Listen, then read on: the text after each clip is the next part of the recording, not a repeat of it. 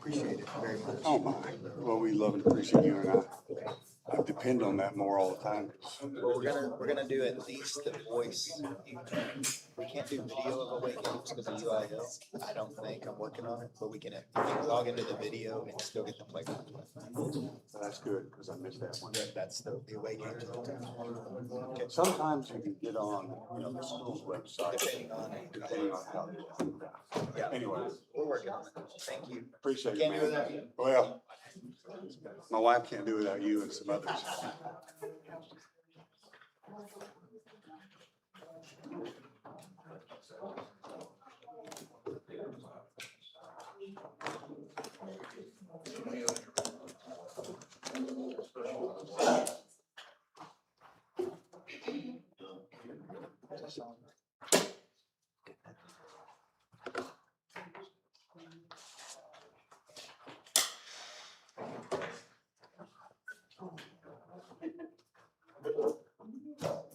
Your mic on?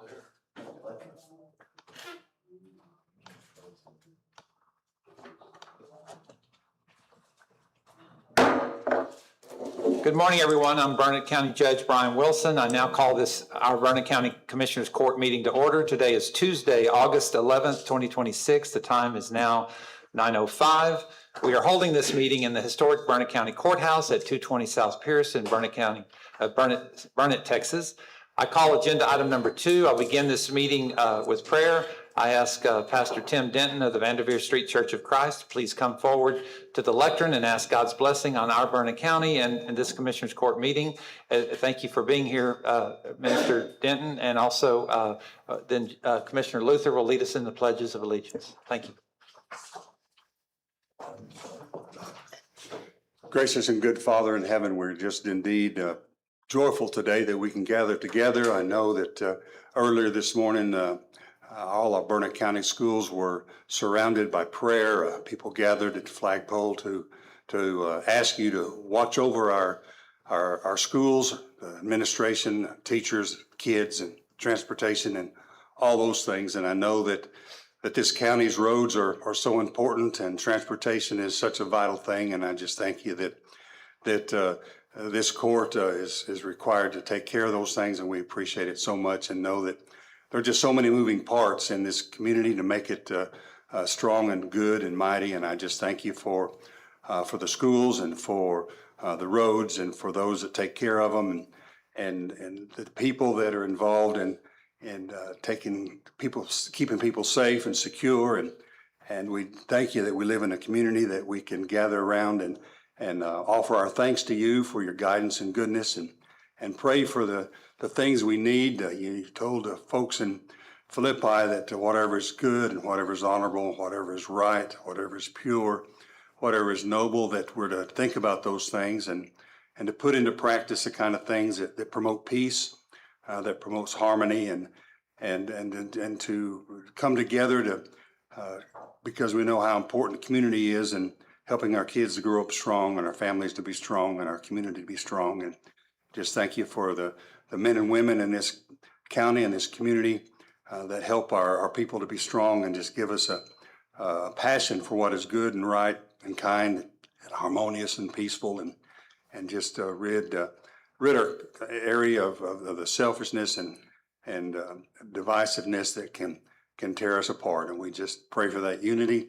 and pray for a desire to make our community the best it can be for our people and businesses and entities that are all work together. Just praise you again, and thank you for your goodness and grace and the forgiveness we have through your Son Jesus, and it's his name we pray. Amen. Amen. Amen. Go ahead and play. I pledge allegiance to the flag of the United States of America and to the republic for which it stands, one nation, under God, indivisible, with liberty and justice for all. On the Texas side, I pledge allegiance to thee, Texas, one state, under God, one indivisible.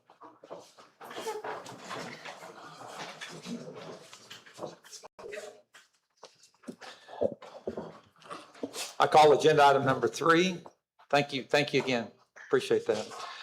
Public comment pursuant to Texas Government Code 551-007 and the Burnett County Commissioners Court Rules of Decorum. Any person may make a comment on any item not appearing on the agenda. Any comment made will not be addressed by the Commissioners Court during the public comment agenda item.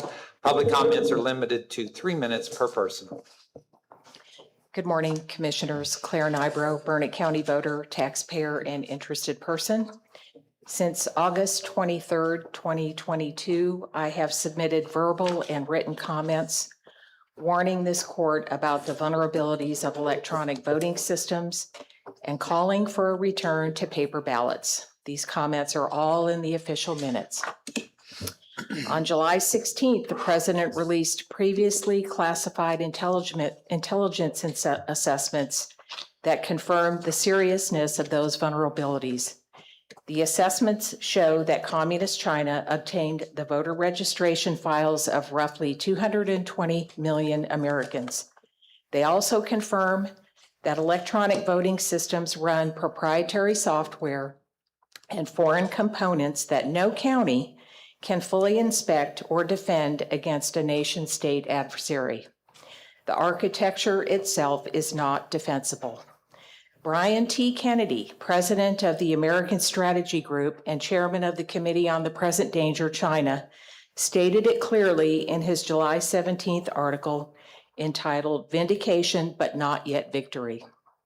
The system is not defensible, and the remedy is hand-marked, hand-counted paper ballots at the precinct level on election night. I am attaching his article for the record, and I hope you all take a few minutes to read it.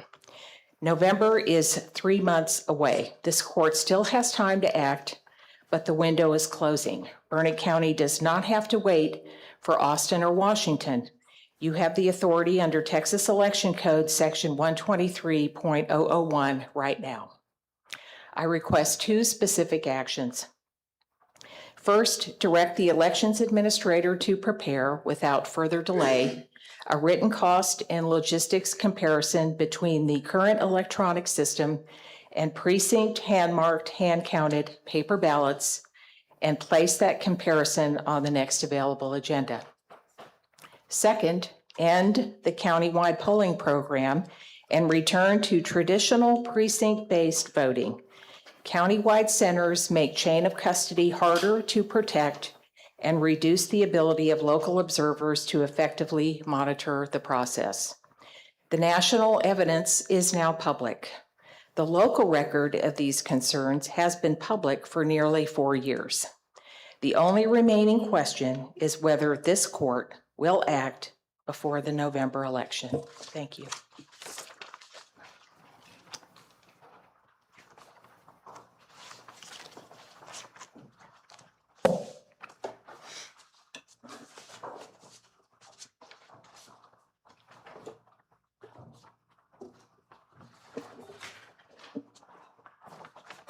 Charlie Parker, when will the 5 men on the Burnett County Commissioners Court, who are all civil servants, make due diligence, transparency with the taxpayers, and their fiduciary responsibility to the taxpayers a priority?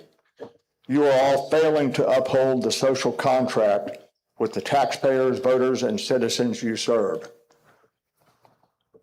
Will this court continue to vote for taxpayer-funded fiascos like the September 2023 $22,000 Baker Tilly 9-week forensic audit that turned into an 11-month investigation? No discussion, no transparency, no due diligence on the part of the 4 commissioners, and the theft of taxpayers' money by the former disgraced Judge James Oakley. March the 11th, 2025, $40,000 flock mass surveillance camera contract with no discussion, no transparency, no due diligence on the part of the 4 commissioners. February 10th, 2026, $27,000 DataFi geofencing location analytics demographics program. There was the intentionally misleading discussion led by Mr. Wilson for 8 minutes that was an attempt to convince taxpayers that spying on Burnett County events was only collecting GPS location data. That discussion was nothing more than lying by omission with no due diligence by any member of this court. Anyone else? Okay. I call agenda item number 4, discuss, consider, and take appropriate action regarding the burn ban for the unincorporated areas of Burnett County. Mr.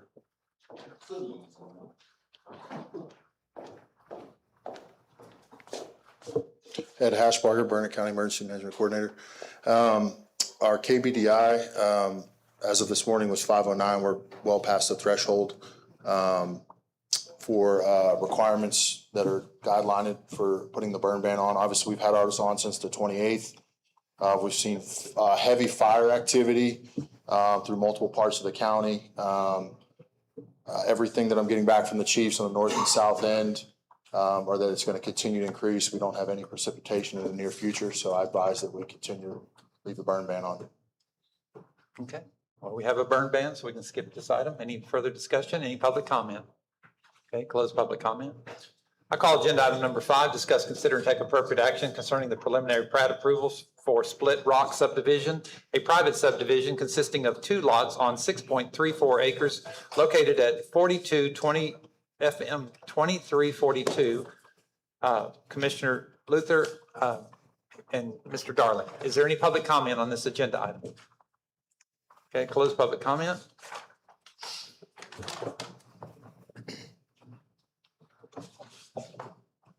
Good morning, Judge, Commissioners. Herb Darling, Burnett County Development Services. This is an original 6-acre tract that they originally approached requesting a variance on. Given the nature of the tract, I'm not entertaining variances less than 10 acres. They've gone through the subdivision process. Given the nature, it's only 2 lots in lieu of a water study. We asked them to drill a well on the second lot. They've done so. Mitchell Sodek with the Groundwater District will be involved with this, and we will require him to sign off on this prior to final approval. As I said, this is preliminary. They do have their TxDOT permit for driveway entry into the second tract, so they have followed the guidelines established.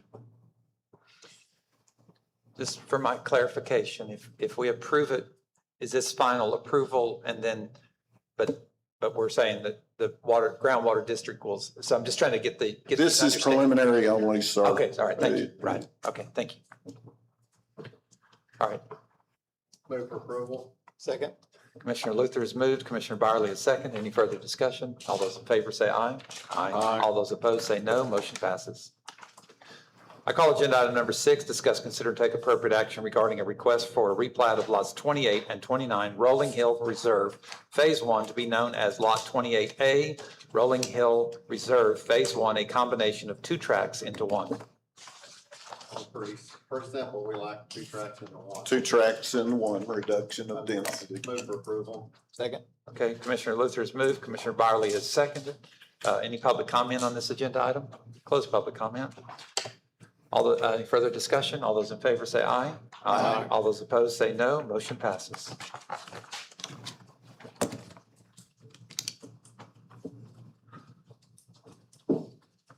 Judge, I need to push Mint Creek to the next agenda. Okay. Okay. Been asked to skip on agenda item number 7. Does anybody object? Okay, skipped. We rescheduled at a later time.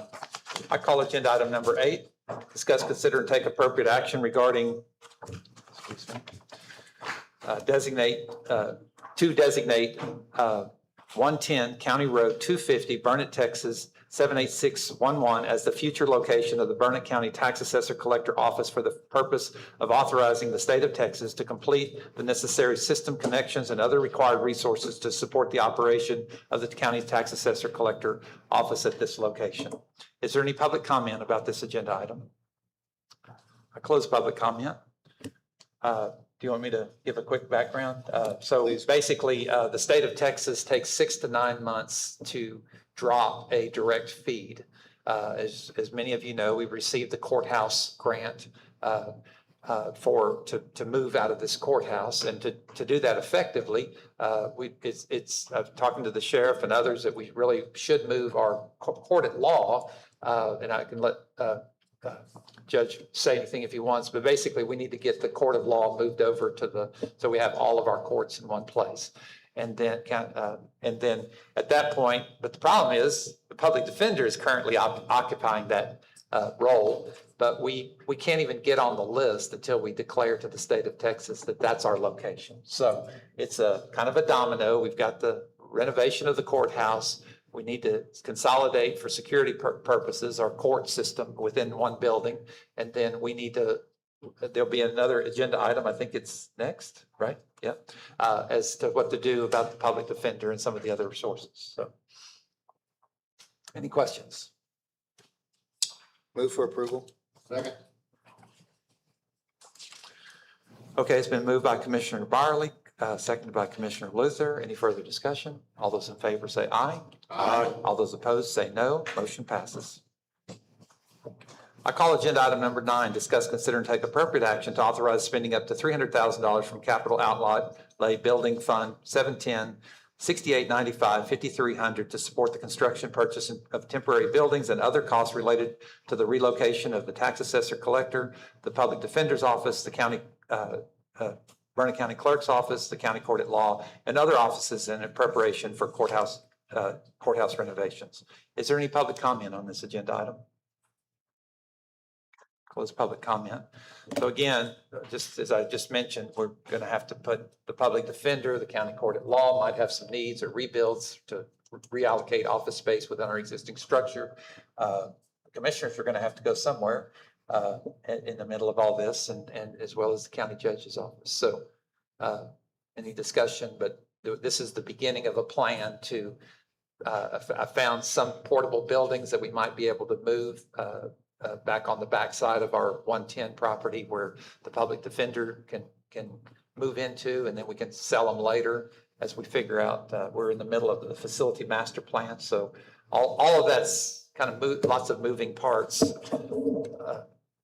Anyway, any questions? Any further discussion? Okay. Mine is that enough? It's enough to start. Okay. We just need to get started because like the county clerk has a building over there where the IT used to be. And so I'm just trying to make sure that we have some pockets of money to do what we can do and then I'll have to come back if it's not. But we're going to be as frugal and efficient as we can. What's the timeline on grant for the courthouse? We'll find out next week. The Historic Commission has set a teleconference so they remember last week I gave the acknowledgement. They told us that we were awarded the money, and then they set a teleconference for next week to give us the timelines and the details and things like that. So, but quite honestly, we can't even begin until we move the Cook County Court at Law and the clerk. It's because there's going to be some jackhammering in front of your office, right? And then so just to make sure everybody is aware, we have major settling on this end of the building, but it's also affecting, as you can see in the cracks all the way to JP2, you can see that it's moving this way. So we have to secure the settling, and then we've had for many years, I don't know how long, major leaks on the. 30.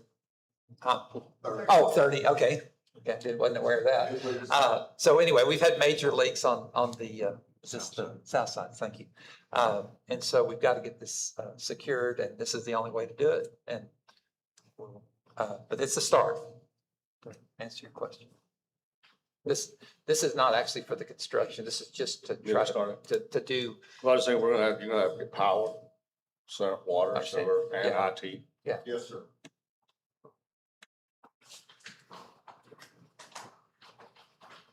Okay.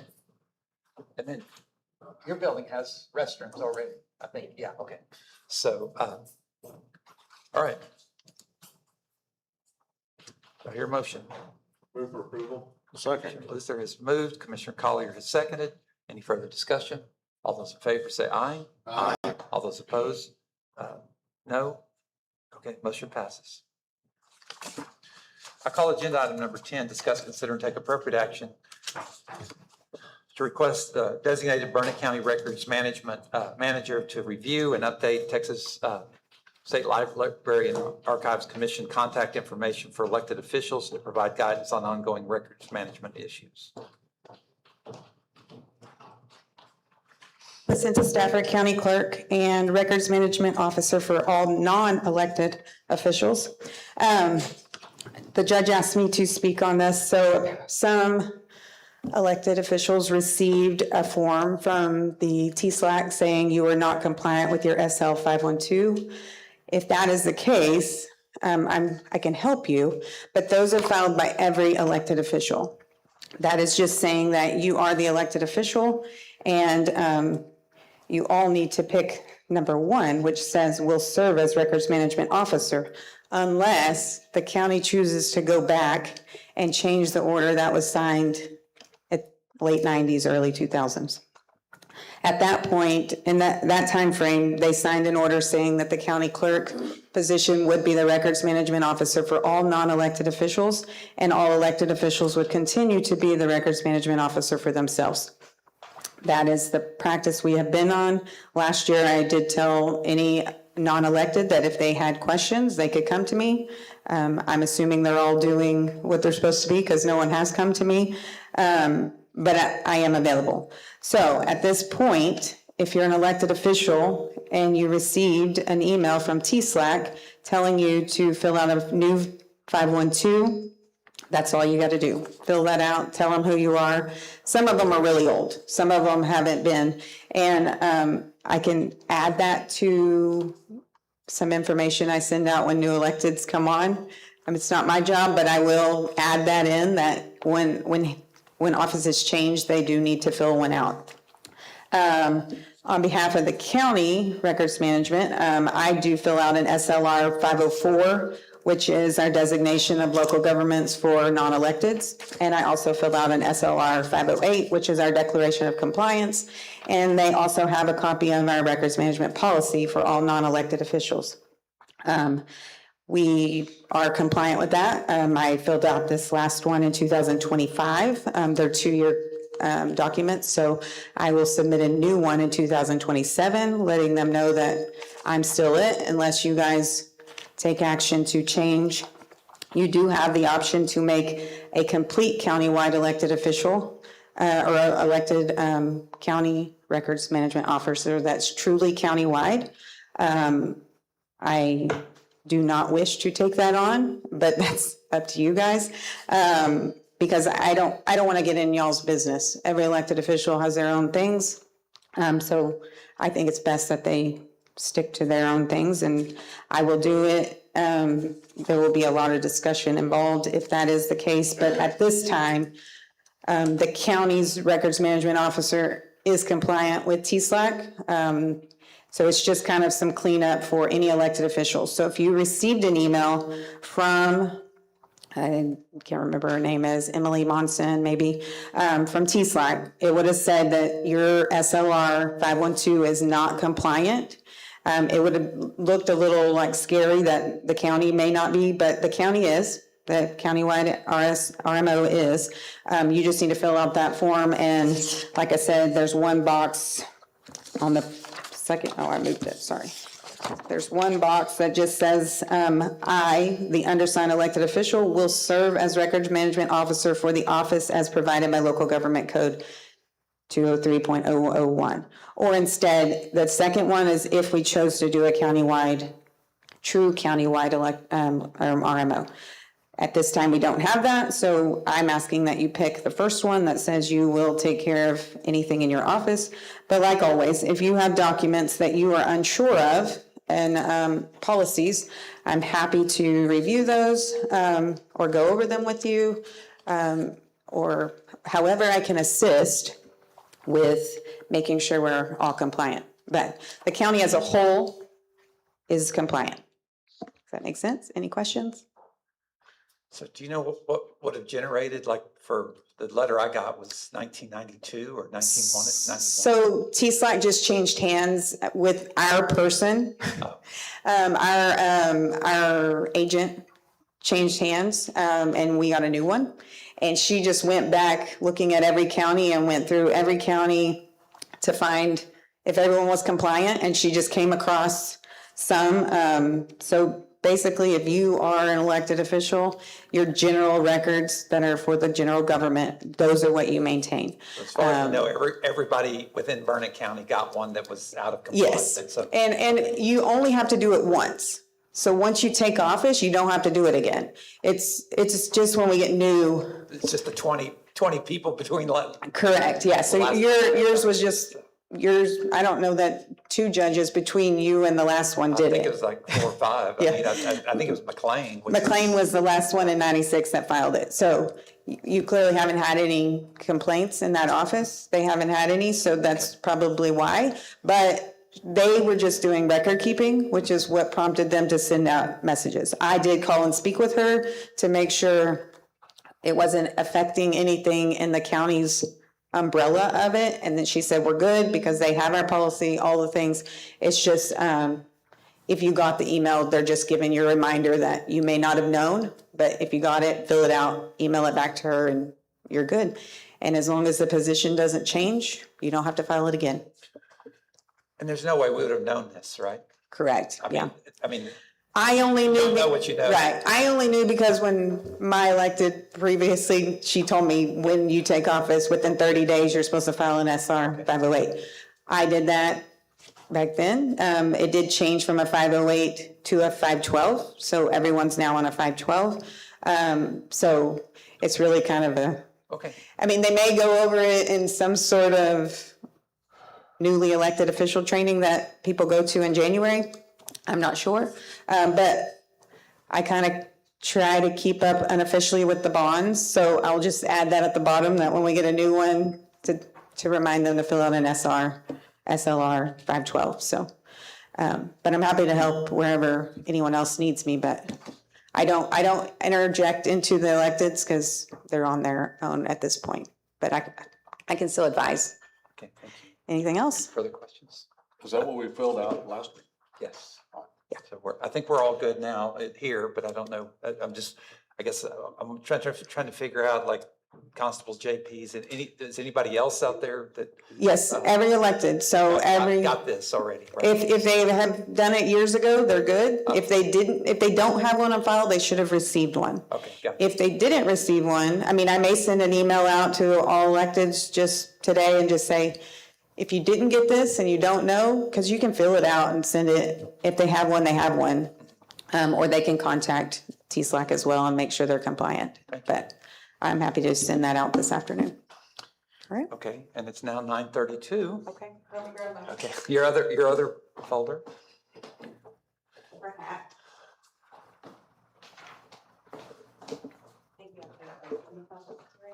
Yeah, I'm fixing to. I just wanted to check the time. All right. So now I call agenda item number 11. We're going to open up the public hearing on the county clerk records archive plan. According to our agenda item, it'll start at 9:30, but as long as we're past that period, do you want to take public comment, or you want to lay it out and then take public comment, or how would you like to proceed? I'm happy to read my archive plan first, and then if people have any questions, and then y'all can take action in the second one. So just since the Stafford County Clerk, brief synopsis on the archive plan. We in the county clerk's office take $10 on every recorded document. And that goes into the county clerk archive plan. It is a restricted account, and it's in statute what we can spend this money on. So I will read the county clerk archive plan for FY 2027. The goal of the Burnett County Archive Plan, which was established in 2018, was to archive, digitize all records filed in the county clerk's office. The continuation of this plan will continue into FY 27. The completed portion of the project included 2,800 pages of maps and plats, 515 volumes of records, consisting of 317,245 pages and 4,800 pages of probated wills. The digitization portion of this project has been completed and all original documents are back in Burnett County. In addition to this project, the county clerk's office was quoted a price of $34,042.05 for a quick link product that will make these documents accessible. The county clerk, with assistance from the county clerk deputies, plan to do this project in-house to eliminate the large expense.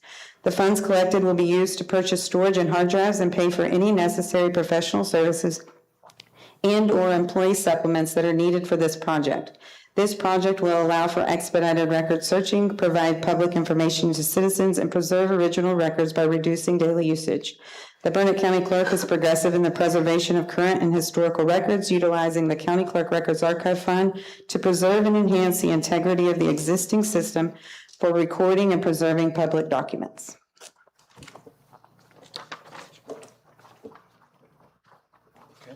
Is there any public comment on this agenda item? How much money is in that restricted fund? Do we know? Do you have any idea? I do not.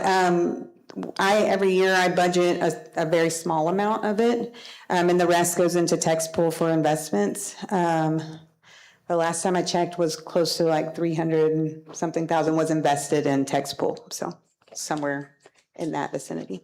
So certainly enough money to handle all the hard drives and stuff like that.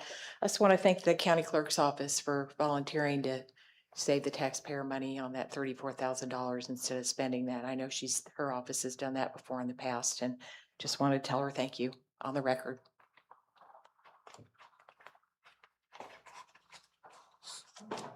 So the quick links you're not buying, is that right? Correct. Okay. And then how has it become available through, like the hard drives that, are these in your office or are they somewhere else? Yes, once we've compiled everything, the hard drives will be purchased, we will have them, and then when people call in, we're basically creating a quick links within our own office. Those documents won't be necessarily on our software because we don't want to pay for storage to upgrade storage. What they will be is a tool for our office. So if someone comes in and they're leaving a will or something from 1905, right now we have to go pull up indexes, then go pull books, and it's a tedious process. So this will basically allow us to search a name, click on it, and then when you extend it, it'll tell us every document that's under that probate. And then we will be able to just instantly email them out instead of having to have a delay. Or they can come into our office, we can plug it in and have them look at a computer and see it. There's always the ability for them to look at the books because we understand some people just want to look at the older books. So those are always still available. This is just cutting down on the wear and tear that the books are. But yes, we're just doing it in-house, and then we will store those, and they will be in two different areas. One will be in a safety deposit box that's fireproof, one will be utilized. And that's where in the budget I put that there's $5,000 for the software that I'm holding out and $5,000 for, I don't remember what else, professional services. That was in case we had to get somebody to help us just develop click on, make sure we were doing it correctly. Oh, yeah. Like make sure that our data is what it's supposed to be and not just if there's a code or, something we needed someone help us with. That's why I put that in there. We didn't end up using it last year because we didn't get to the completion. So this is just extending it, and I kept that money in there. But a lot of this is indexing, right? Correct. You copy the file or you have the digitized files and you're just trying to make sure that it's Sally Smith, Sally Smith. Correct. Well, so what we did, we paid CoFile years ago a $400,000 project to digitize these Right. pictures. And they give it to us on a flash drive. And the flash drive is a whole lot of numbers, doesn't really say much. So we still kind of have to use the books because it's hard to navigate. So this is allowing us to go through the books and pull the files from the flash drive and put them in a searchable method that we can go to and utilize the things that we spent the $400,000 on. Right now they're there and we know how to get them, but it is a tedious process. So we're just trying to streamline it so we can get documents out quicker. Good, okay. All right, and then, and just to be clear, the server for this stuff is in your office. It's not, It will be, yes, whenever we have it. Right now, it's saved on a transfer file that's maintained by the county. Okay. This will be a personalized in county clerk office Okay. server. all right, thank you. And that's where we were gonna work with Greg and whoever we need to, because that's when we'll have to purchase something for that. Thank you. All right, is there any other public comment on this agenda item? I'm going to go ahead and close the public hearing on this item. The time is now 9:39. Close the public hearing. Okay, I call agenda item number 12, discuss, consider, and take appropriate action regarding the county clerk records archive plan. I make a motion to accept her plan as presented. Okay, it's been moved by Commissioner Byerly, seconded by Commissioner Luther. Any further discussion? All those in favor say aye. Aye. All those opposed say no. Motion passes.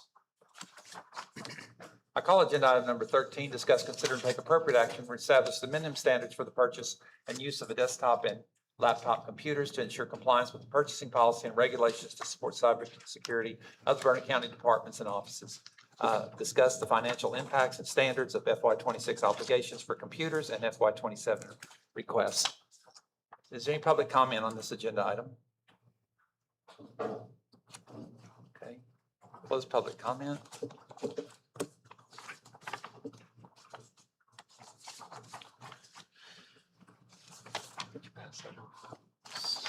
So.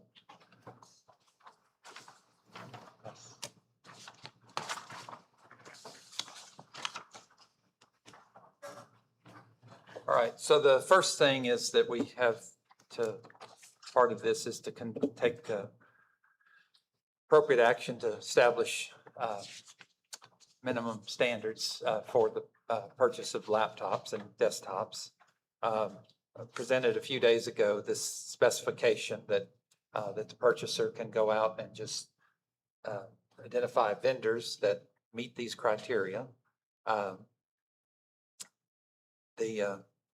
And so I guess I need to hear from you, if we can establish something that she can go out to obtain quotes for, then she can be able to identify to be able to actually purchase computers based on specifications without, Didn't we hash this out last week? we did not. We have that equipment list, and I know Ashley's working on We use the getting the numbers. quotes. We use the numbers that we were provided, and it's not available. Kelly Glazer, County Auditor. We went and we took the number that was presented in court by the IT director. That number didn't work, so Commissioner Collier got us a number that was supposed to tie to our BIOS, I guess. That number only worked for Dell, and then we have to go back and get a second because it was vendor specific. So it's not working for the specifications to get general specifications for various vendors. There's problem number one. And then problem number two, when Ashley went out, she got a quote from one vendor, and we were told that the computer that's on the on that list, the Surface Pro, the Series 7 that we never really bought any, but we were on hold because they were back ordered, is now end of life, and we're on 8.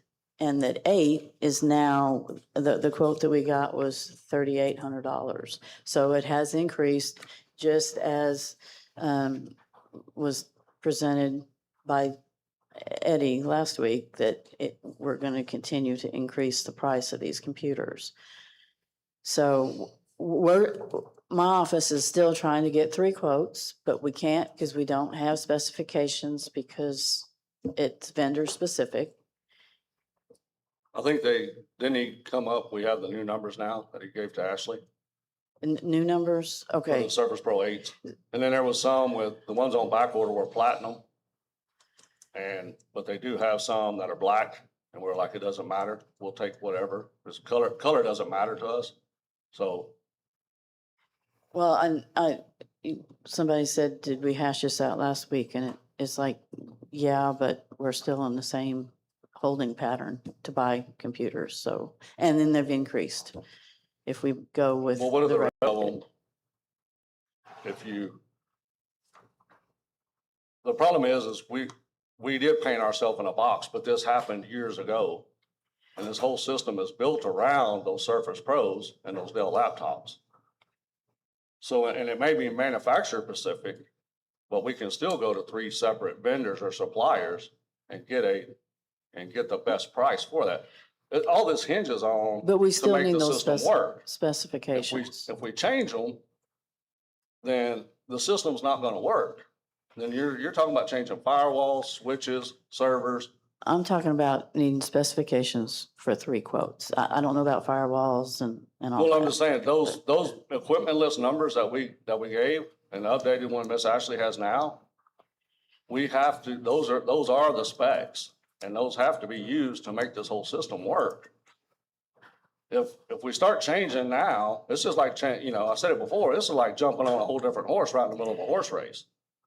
But what I'm saying is we took 2 numbers. I don't know when you gave her a 3rd number. Was that I think yesterday? it was yesterday, sometime yesterday. Okay, well, Well, I know she's working with Mr. Harris to get those, because there were some end of lives. I know the color change, so where we can use, however it got set up way back when, that we were gonna have a platinum color instead of any color. You know, I don't this think color happened matters, but- years back. So that's kind of how this all starts, is this all got started way back, and we're trying to, and build this system with what we had to start with. I just need specifications so I can get 3 quotes and Well, Ashley because has those numbers. the recommended computer now is at end of life after 3 months. And I don't know if that number changed because we went from a 7 to an 8. I don't know. I just know that we haven't gotten the quotes like I had expected to get them fairly quickly so we could get them ordered, but that hasn't happened. Well, she has them as of now. Okay, well, we'll As of try again yesterday, or- and we put this back on the agenda for the next meeting? Or I'll let y'all I decide. mean, I guess we have the equipment list that they need to be purchased from. Well, hold on, I'll call you. Are So, you- are you through? Any questions? No. Any Okay. questions? Okay, thank you. All right, Mr. Harris. Hey, good morning. I wasn't expecting to be in court today. Greg Harris, Director of Technology and Cybersecurity. There were quotes sent in on yesterday for these laptops using the manufacturer number that we have said in the past is the actual product number of the manufacturer. So there is no, you can give that number to any vendor and that vendor can go out and give you a quote. I spoke with vendors yesterday just to make sure that we didn't have any confusion because I did receive an email from Ms. Ashley and she had the wrong numbers. She was using a number that was not a part of the ecosystem and so they were confused. I straightened that out by referencing them back to the equipment list where the manufacturer number is documented. In the same process, updated that list according to the market today, meaning that there are some things coming into life. We crosswalk those over to get another manufacturer number. There are some things that is referencing by color. To Commissioner Collier's point, we crosswalk that over to another color because we don't really care about the color. So there is no confusion on being able to order. As a matter of fact, we received laptop quotes from CDWG on yesterday for 6 laptops. So the information is correct, it's accurate, and it is the process by which they use and prefer when you're asking for a quote to provide them the manufacturer number. When they receive that number, they create a CTO so that they can continue to order that product without having to tell the manufacturer what they're looking for. So that's the way that process works, and it is working.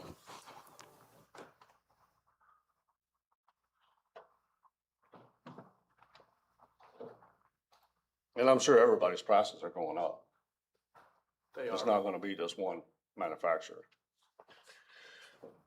Is there anything different on the proposed Burnett County desktop and laptop specification from what we had last week? Did anything change on this? No, actually, the good part is that the cost for that desktop went down.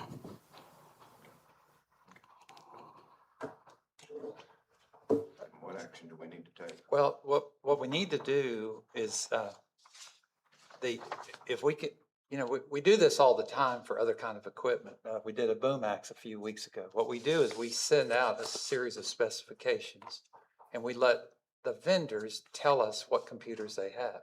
And then what we normally do is then we buy the best product, whether it's cheaper or not, is not as important as having clear specifications. So that she can go out and get quotes. And maybe Lenovo or Acer or whoever the heck comes in and you say, well, it's just kind of like the Boom Ax the other day with the 360 review, right? I mean, we said, well, it's going to cost more money to take that back to Florida. You don't have 360 visibility, so let's pick the one.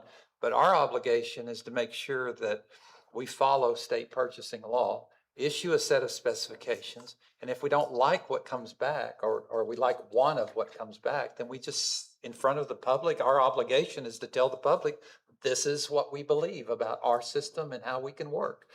This just keeps getting more and more convoluted because we won't just say, let's go out and get specifications on flat from all manufacturers. That's our obligation. Quotes for, you get into chapter, local government code chapter, was it 261.023, where if we're compartmentalizing purchases, we're trying to, as you pointed out last meeting, is we're trying to buy off the state contract. So we've kind of already gone out for bid, but we need a standardized process to protect the public interest. That's our role, is to make sure we go out, give the purchaser what she needs to go out and get all the bids she can get. We might come in with 20 bids, but only 2 of them or 5 of them might fit what works within our system. So Isn't that what this is? I don't see anything on here that is. that's what specific. the auditor and I have provided, a series of specifications that she can go get quotes from. Okay. That's not Greg, part you of seen this? These are the same from last week that we've already determined does not meet our specs. The specs that we are included from a security perspective includes a manufacturer, and that allows us to secure this environment. So that is a part of our specs. Okay, and therein lies the problem. Well, there is no law that says that this is wrong. There is nothing in the law that says that we can't do what's best for Burnett County. Well, This is not about a manufacturer. Okay, hold This on. is about, let me finish, sir, please. No, just This is about us doing what's, about us doing what's best for Burnett County. Stop. Come on, stop. Well, you were interrupting me, and I'm trying to give a response, sir. Just Might not be what you want to hear, Stop. but it's my responsibility to say what is true. Commissioners, he Well, you have to you at least let received- him finish his. Well, Sentence. but he said something that's just flatly untrue. You received from the county attorney and from the auditor a list of he said it's not, there's no law about manufacture. And you have received information that manufacture is in fact, you cannot go out and there's an antitrust laws in Texas, and we don't allow people to choose manufacturers over all other things. Our role is in the public good. Our role is to protect the public. Our role is to make sure that the citizens get the best quality and the best value for their money. That's what our role is. We are not to spin this. And you've already received in writing the documentation about the antitrust laws. So I just want to, when something's going to be flat out untrue while he's in the middle of his concert, then I will just make sure that we need to point that out, that is not true. There is an antitrust law in Texas, and you cannot pick manufacturers. You can't go out and get a John Deere. You can't go out and get a Cat. You have to go out and get the best product that meets the legal specifications, and then you can pick whatever fits your local need off the state buy board. From May finish. from our last Commissioners Court, it was provided to us by the Auditor's Office that if a product for a cybersecurity purpose is being determined and it's a manufacturer, that makes it legal. And that's exactly what we're trying to say. We're saying this over and over again. This is not about people coming into an environment, changing an environment because of the choice that they want to make, or a manufacturer changing an environment because they have a cheaper price. The security model is based on being able to manage from the BIOS level all of the devices that we have. And that is a cybersecurity risk. So that's why we have a manufacturer that we're supporting for these laptops and for the desktops. That number that was used for the bid process only goes back to one manufacturer. Is that correct? That's correct. And then that manufacturer has a slew of vendors that bid and put quotes out on that particular product. No other vendors out there that would. So they are the vendors that are providing a quote are the vendors. So you have a manufacturer, just to be clear, there's a manufacturer, Dell and HP and Lenovo and all different kinds of manufacturers. They all make computers. Okay, many of which can fit into our network, but in other words, I'm saying they might operate in our network. Okay, but what this list is to go out and just be manufactured to follow to avoid the antitrust laws. It's just go out and say, come to me with all the best price and the best number of value for this county. And then at that point, if there's cyber restrictions or other considerations, that's when you can begin to say, well, okay, will the Lenovo, will the Acer, will the cheap $400 laptop at Costco actually work? Will it work on our system? Probably so. But then this is where that the other considerations he can then come in and provide. Well, this is the nature of this problem, the problem with this Lenovo or this Acer or whatever. But what's happening is I think I don't know, you tell me, we're on the verge of violating the antitrust laws of Texas, because there's a whole slew of case laws where commissioners have gone out and done exactly this, and they get sued because they pick things like a Cat or a John Deere instead of doing what their role is to protect the public. The only problem with that is that's not apples to apples. It might not be. Because then you're dealing with, that's where IT comes into a whole new realm, is it's all based on cybersecurity. And that's where you have those different, from the little studying I've done, that's kind of the whole, like, yeah, I understand, like, go out and say, hey, I want to get a John Deere. When a Cat makes it, whoever makes it, that's have no bearing on the safety of the county. Whereas cybersecurity is a big thing, and that's where they're saying, all right, yeah, you can go in and pick a manufacturer if that's how your system is built around. Our purchasers saying we can't. So But after the fact of getting quotes, we can go through them and decide what works with our. Or go get quotes, and then we'll come back and say, What works and what this is doesn't, one that works. right? Colleen Davis, First Assistant County Attorney. I don't want to get into in-depth legal advice in the middle of Commissioners Court. If you'd like in-depth legal advice, I'm happy to provide it. But I do want to correct something for the record. There are at least 2 cases that specifically state that you may not specify a manufacturer except in extremely limited circumstances. thank you. Thank you, Ms. Davis. And let's cut to the chase. That is what we're continually to say, is that we were provided in court that if for a reason of cybersecurity is the purpose, then you're able to state a manufacturer, and that's what we're saying to you.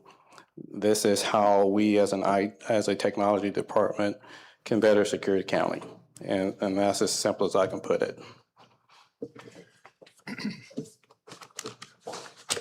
I mean, ultimately, we go out and say, all right, here, get these.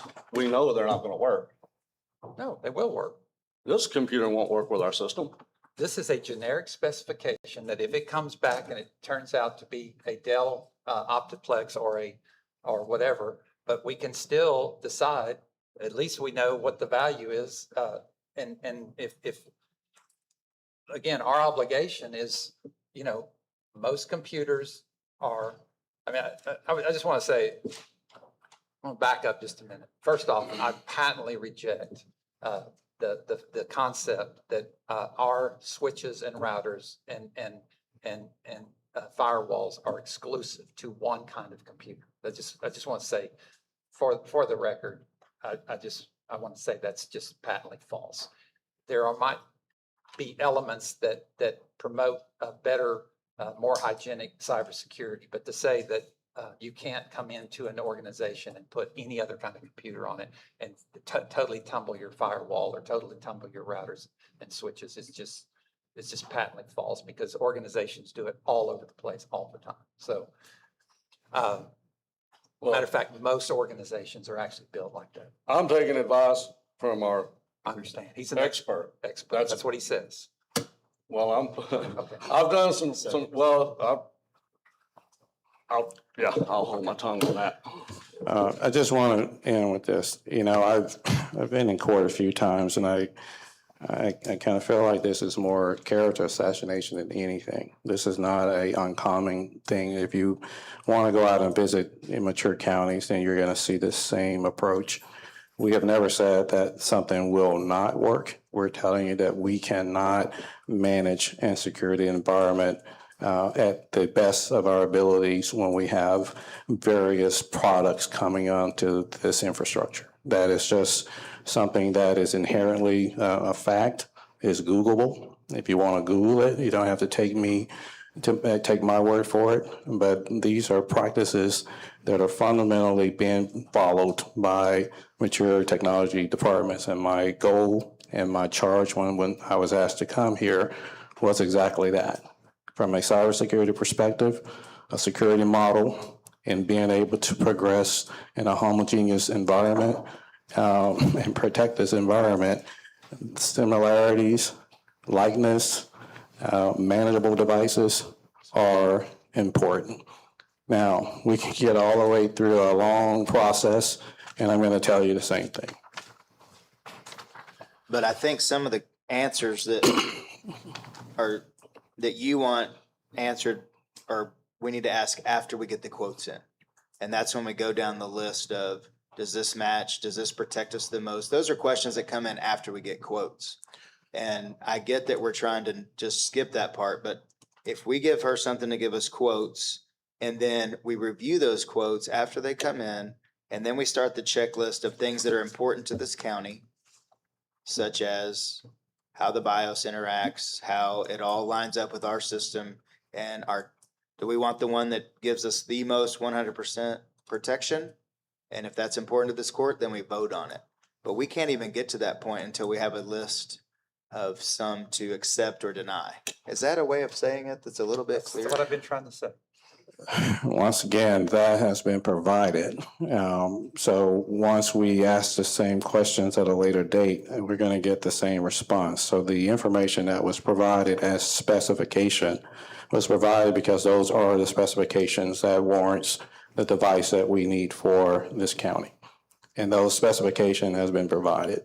Can you do that without a manufacturer? You can remove the manufacturer off the sheet and provide that to any manufacturer who wants to quote, and that has been done. And that was to my earlier point from the last court. It still came back that the devices that we're using are the cheapest devices and the best for the environment. So it provided the value. We haven't seen those prices in to go through. I gave them to you guys on last week. I'm sorry. They weren't in court. We didn't talk about those, each individual ones in court.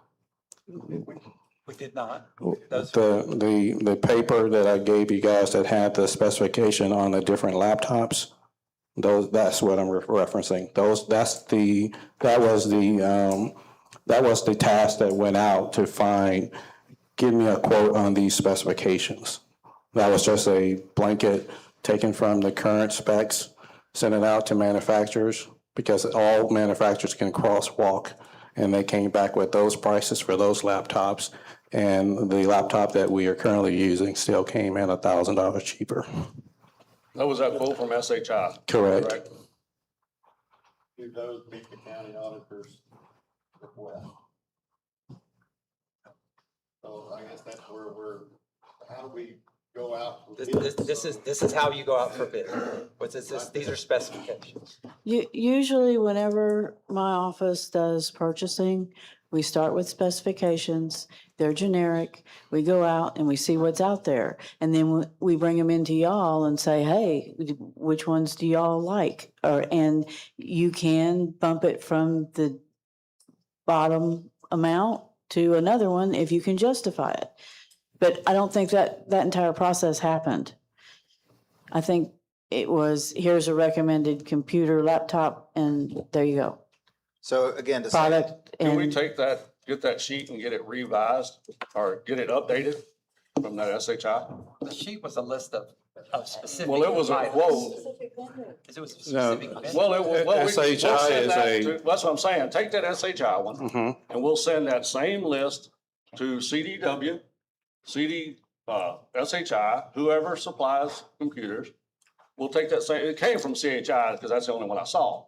But we can send that same list that has all those different manufacturers' computers to CDWG, send it back to SHI and whoever the third one is, and get those same numbers. So the process. So it had all the specs on it. Right, the process is that those specs were sent out to have a crosswalk for a similar device from another manufacturer. Okay, that is what SHI was tasked to do. They provided those same specs, worked with the manufacturers, and they came back with the list that you guys were able to look at with the different prices for the different HP model, a Dell model, a Surface model, and a Lenovo model. That's what came back, right? Those were, and I guess I want to be clear, specifications, technical specifications are already built into what we provide. So you can send that to anyone, any manufacturer, and that is the technical specification. We built those boxes working with the manufacturer to say, these are the components that we need, because we knew why we needed them. So I said, if you send that spec or that model number to any vendor, SHI, CDW, whoever, and tell them we want the same or equivalent, and they'll come back with every other manufacturer computer. They'll do that for you, and then you can take those and send it to whichever, to those vendors, or send it to all three of those vendors. It's a simple process. Okay, Commissioners, what I'd like to do, I don't know that we're making much progress on here, so what I'd like to do is just set this aside for just a minute. I would like to call agenda item number 27. We've got our statutory county judge here. First off, is there an objection for me to go ahead and just set this aside for a minute? Any objections? I want to give you the opportunity. Okay. All right, so no objection. I hear no objection. So therefore, I call agenda item number 27. Discuss, consider, and take appropriate action for the use and calculation of the FY 27 Burnett County proposed budget regarding the following departments and dues. Burnett department-specific budget requests, the county court at law. So, Judge Henson.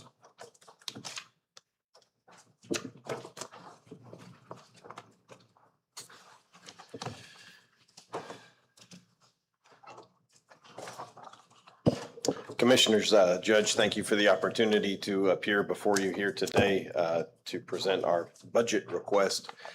Forgive me as I am fairly new at this, so I'm not exactly sure what the Commissioners Court would like to hear from us. I did have an opportunity to discuss with my staff, and one of this was a performance-based budget. Go ahead and state your name for the record. I'm I sorry. apologize. My name is Cody Henson. I'm the judge of the county court at law. Okay. Thank you. I apologize. I don't believe that we have too many requested changes in our budget. As you'll look, we did dig through it. There are a couple items where we had cell phone allotments. We don't use them. We're asking to give them back and to remove that from our budget. As far as our output measures to measure our performance, our clearance rates, were required to have a 90% clearance rate by statute. We cleared 94% of our criminal, 146% of our family, and 148% of our civil cases. We are asking for, the one change that I can see is I'm asking that Reagan Allen, who is our Assistant Court Coordinator, be moved to Group 62, Step 8. Reagan is essential to our staff. She works extremely hard. But other than that, I don't believe that we have a whole lot of changes that we are really requesting within the budget. Thank you very much. And then also, we did get the mental health grant, and so I did put that on here. I know you didn't turn that into me, but I went ahead and added it so that we're gonna put that in Fund 290. So there'll be a parallel fund to your court. All right. Off into the grant section of our budget. Thank you. And then that'll be the $165,000 we received from the Judicial Commission on Mental Health. Thank you. And then I told you I'd work with the county auditor and as the commissioners to make sure that there's at least some budget there for needs, because there's going to be travel, training, things like that are outside the grant. We don't have a match, so we could just stop there, but I don't think it's appropriate to have that level of responsibility working for you without some travel, training, mileage, things like that. And thank you for reviewing that and providing that. We're looking forward to having our court liaison start. I think he or she is going to help save this county money and work to address a lot of unmet needs and hopefully alleviate a lot of pressure on sheriff's department, local police departments, and the court system. Yes. Thank you. All right. Anything else? All right. All right. Any Thank you very questions? much. Thank you. Thank you. Judge. Thank you. sir.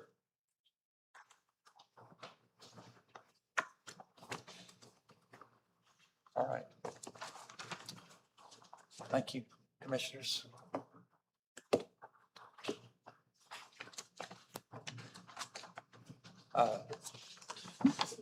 Time is now 10:11. Let's take a 5-minute recess.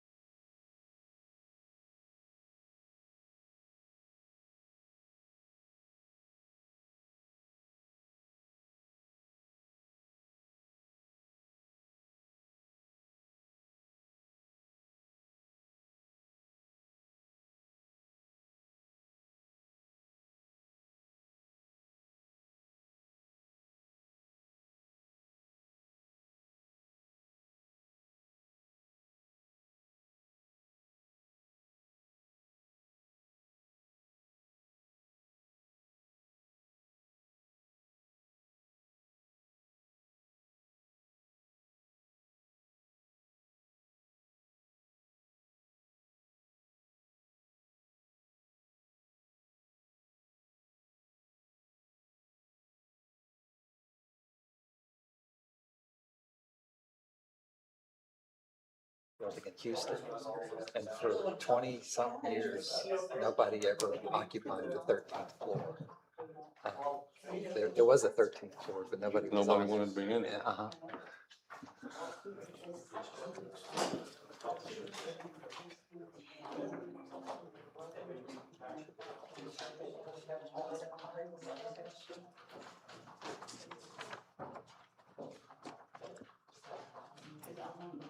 That's the only one we were going over off of 27? Or No, we we'll go come to back. those cap cogs? I'll come back. Oh, you just wanted But to they're, get but him they're knocked pretty out? easy, yeah. I just wanted to get him. Well, he was there. Yeah, I mean, got 104% clearance on the county. Let the man work.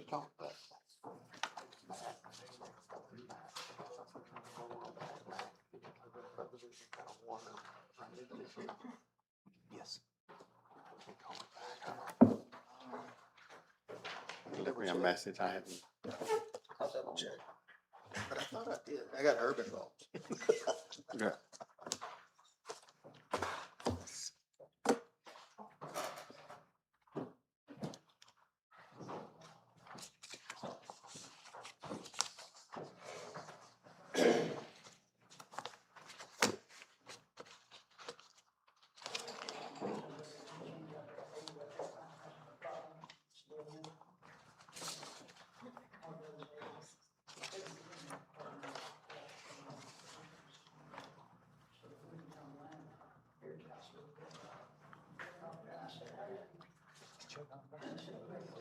He's in the restaurant.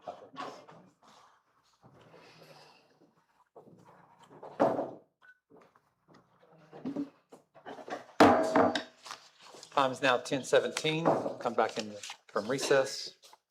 Call the meeting to order. So we'll get off the specifications for a minute, because the other part of this posting on item number 13 was to discuss the financial impact of the standards. So just want to call, I handed out a little sheet that we have about $144,000 available in FY '26. And I pulled these requests originally out of FY '27. So you see the county court at law, JP2, JP3, JP4, treasurer, constable 3. And of course, the sheriff has already purchased their laptops. They've provided the specifications and information. And then we have the Spicewood Library. And then additionally, we have the district clerk, the county clerk, I understood to withdraw her request the other day. But she did have 3 laptops in here originally, or I'm sorry, desktops. Bertram Library and Marble Falls. So that left a total of $81,000. And then since I think we have later on the agenda, is that right? Is it later on the agenda? We have some additional requests from the library. So if you look at the the 81,000 in request and 144,000 we have available as of this morning, or at least that's what is unobligated in those accounts.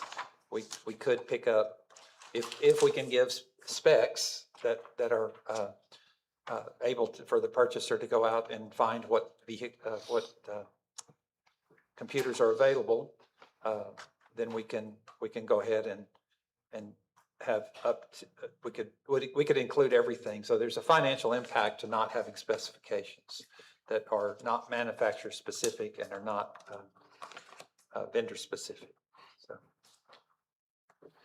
So if you decide to adopt these specifications. Did you bring that sheet?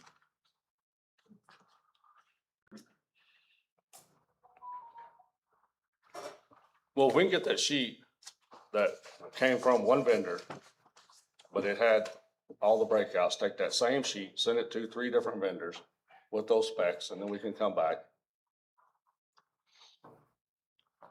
and determine which one's the best fit for the county.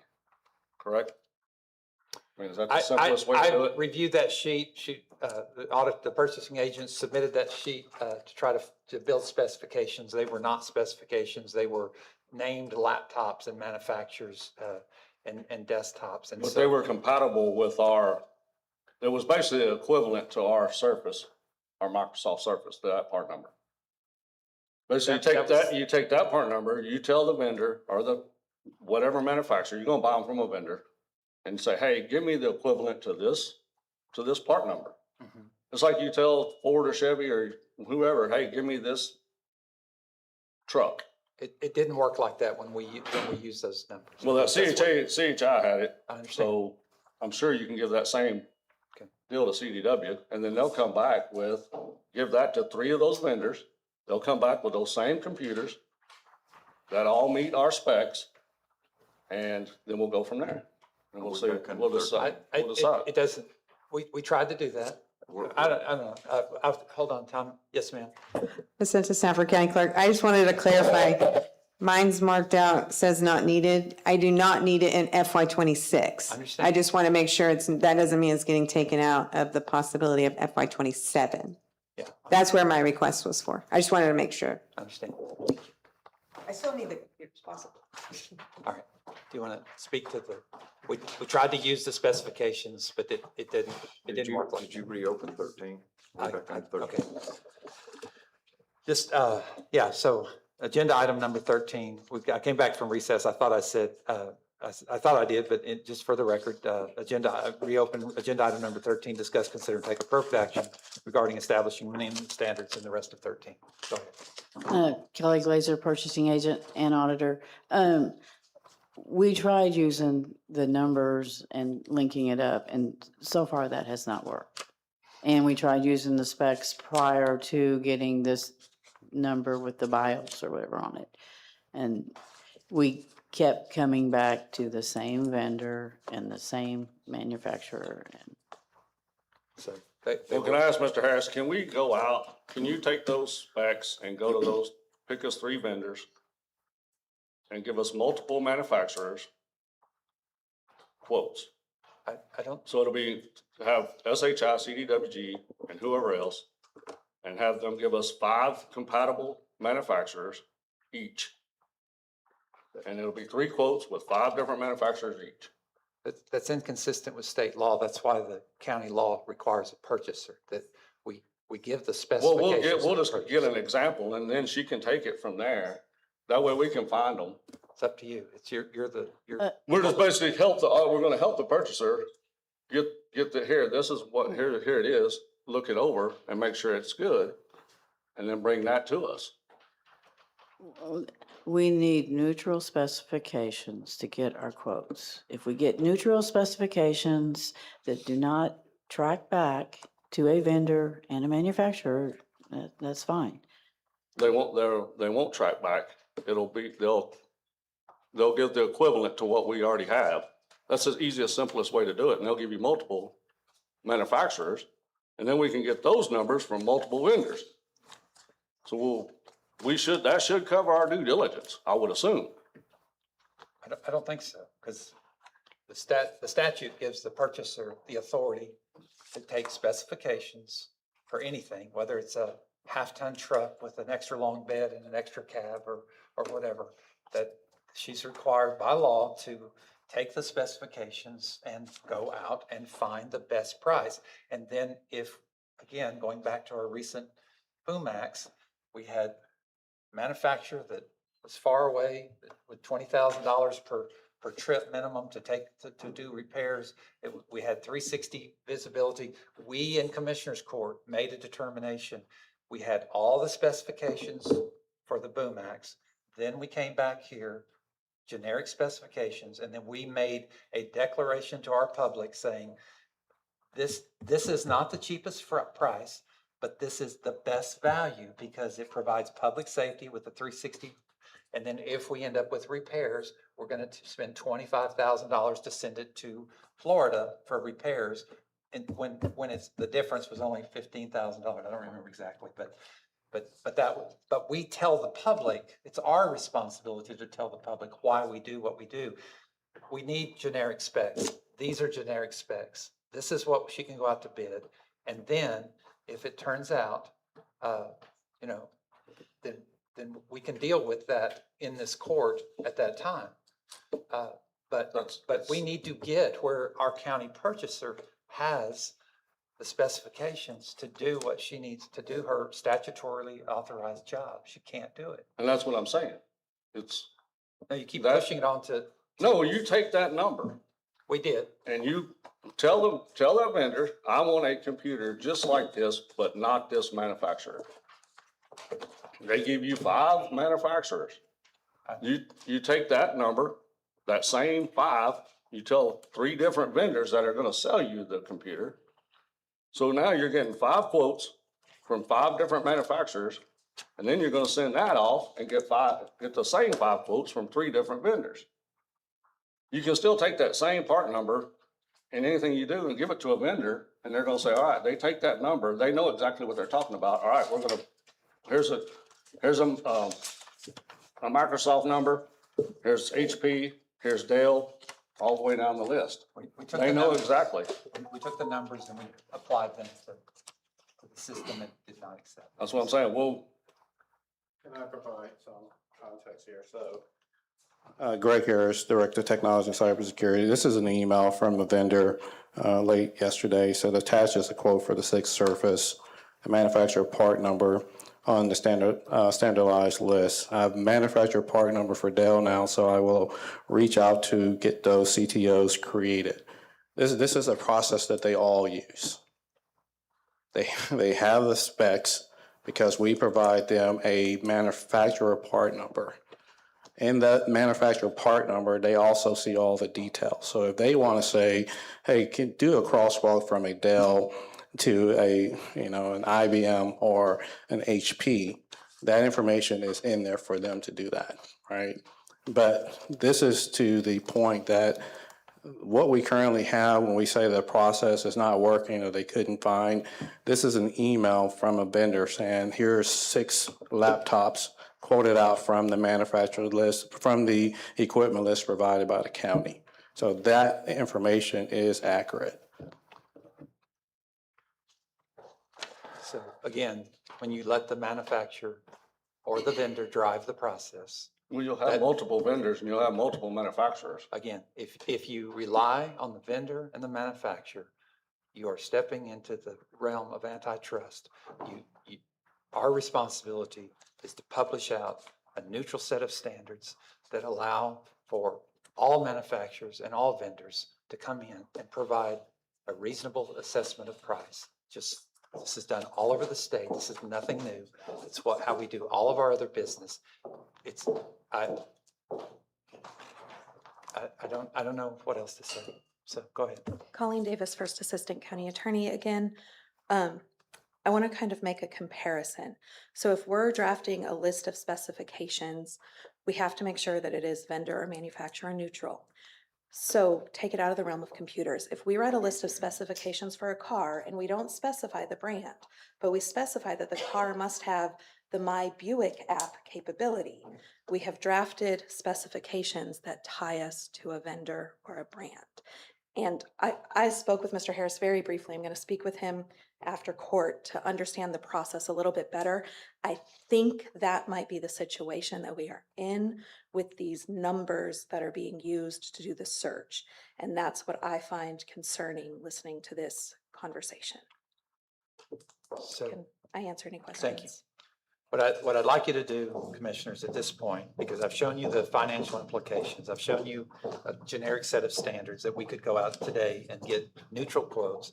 If we have a motion, we've spent enough time on this today, either somebody provide a motion to accept these desktop and laptop specifications and let the purchaser do her job under Chapter 262 of the local government code.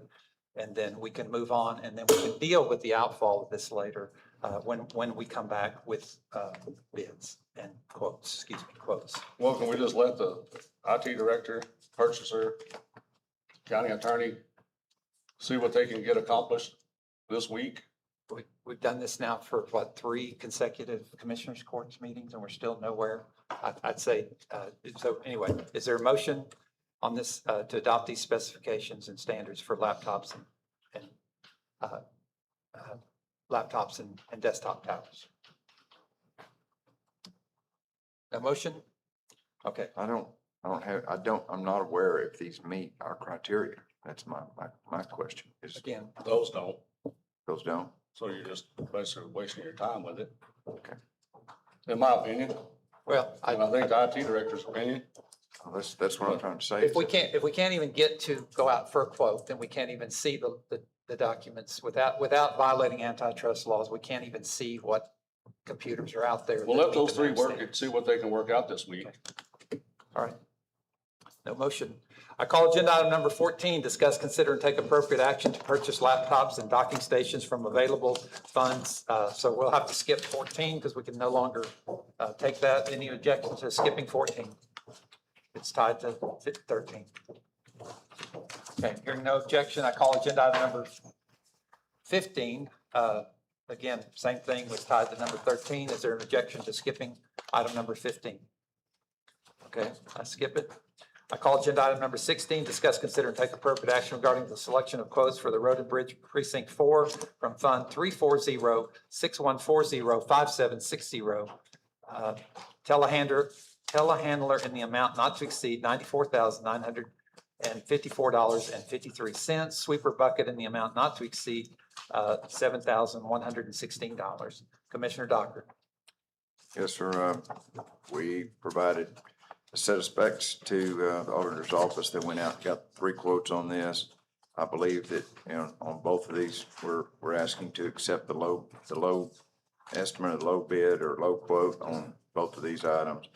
I dig Texas on the power broom at $61.95, and the Bobcat telehandler, well, it's actually a Manitou, quoted by Bobcat in the amount of $69,506, which is 13, which is very much underneath the 94,000.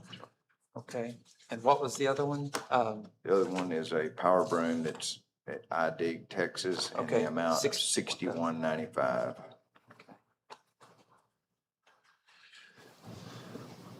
Is that a motion? That is my motion. Okay, it's been moved by Commissioner Dockery, seconded by Commissioner Collier, that we approve the iDig Texas sweep brooms pickup style and the,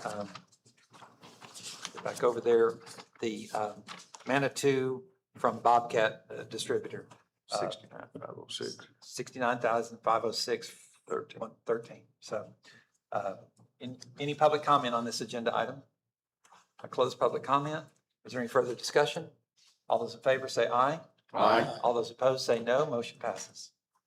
I call agenda item number Second. 7. You were saying for the question. I call agenda item number 17, discuss, consider, and take appropriate action regarding the Burnett County Departmental Transfer 2020 Chevy Tahoe PPV from the Sheriff's Office to auction. Is there any public comment on this agenda item? Close public comment. Move for approval.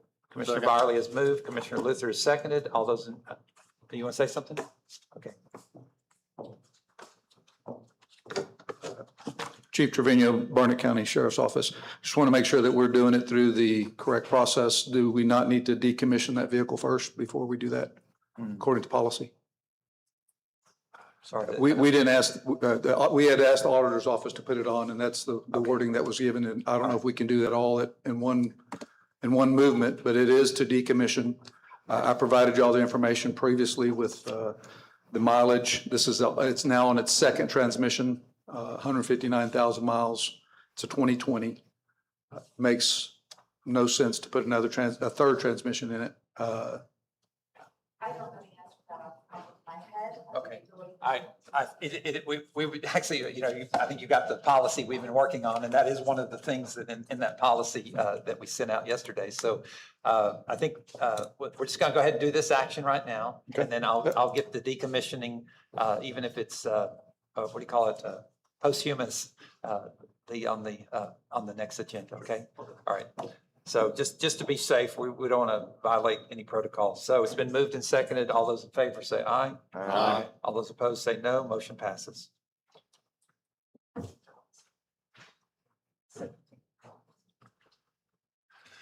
I call agenda item number 18, discuss, consider, and take appropriate action regarding the FY26 Burnett County budget amendments, $30,000 from Building Fund 14090-5300 to the Emergency Command Trailer Fund 14060-4960 for the command trailer repeaters.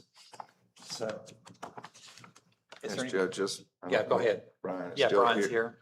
Brian Storr's still here, but this will provide 2 operating channels in the mobile command trailer for emergency events and the repeaters to then boost that signal so that it improves communication in the field. Do you want to say something? Good morning, Commissioners. My name is Brian Storr. I'm with the WRRS. I've been assisting Commissioner Dockery with this. We would like to put 2 repeaters in the command trailer. They're on a statewide interoperability channels through Texas Forest Service. That way our trailer can be rolled out anywhere in the county. These repeaters are already, their channels are already programmed in all of the fire department radios, EMS radios, should be in sheriff's as well. So it could be used for just about anybody. I'm going to start getting with Bearcom as well to make sure that those channels have been put in there because it should be already. But it would make that asset a lot more usable and could be rolled out anywhere, and anybody that's responding to those scenes would be able to use those channels. Thank you. And so, anyway, Mr. Storr, will you check with the after action report that we were working on or finalizing, I think, for the next agenda? And if this was, I'm pretty sure this was one of the issues that we were identified as needing to address. I remember that when we were in a lot of parts of our county and recently even out on the north end when we had the big fire in precinct 1, the signal was a big problem. And this, where we place our command trailer, this will be a great solution. So, but make sure that if this is one of those items that the emergency management coordinator knows to check this off the box for after action. Yes, sir. Thank you. I'd move for approval. Second. Commissioner Dockery has moved. Commissioner Collier has seconded. Any further discussion? Any public comment? I close public comment. All those in favor say aye. Aye. All those opposed say no. Motion passes. I call agenda item number 19, discuss, consider, and take appropriate action. Thank you for coming today. Regarding budget interdepartmental line item transfers, Road and Bridge 4, transferring $64,251.13 from operating supplies. Go ahead, Chad. Fund 340, 6140, 3300 to machine equipment capitalized. Fund 340, 6140, 5760 for the purchase of a brush attachment telehandler. Road and Bridge Precinct 4, $73,300 from operating supply. Fund 340, 6140, 3300 to road and capitalized. Fund 340, 6140, 5710 for the purchase of a Freightliner M2 water truck. Elections transferring $2,500 from contract labor, $149,149.20 to repair and maintenance fund, $149,145.20 to cover the truck repair, and transfer $2,000 from fund contract labor fund $149,149.20 to telephone fund $149,142 to cover the shortage of phones.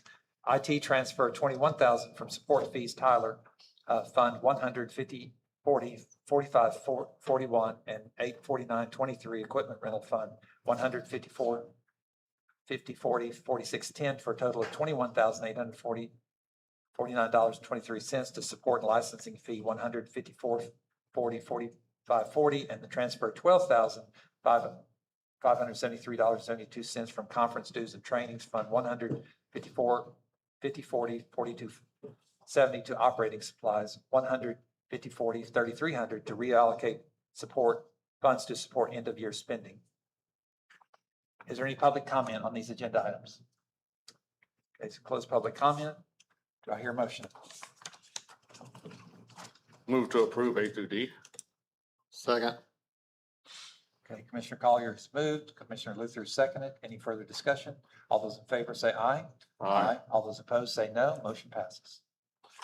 Call agenda item number 20, discuss, consider, and take appropriate action regarding the Sheriff's Office payroll overtime certificate pay to cover payroll for the remainder of FY26, suspend the Burnett County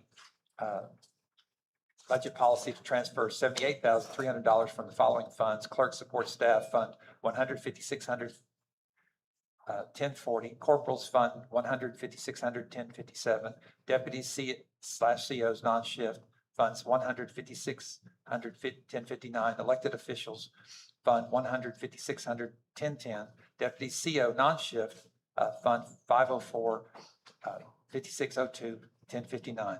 I want to note that this specific item is, requires a supermajority under the Robert's Rules of Order that we've adopted as our thing. So I'd like to go ahead and take this up first for the authorization of the budget policy. I'm sorry I didn't catch that earlier when we've been doing these suspensions, but I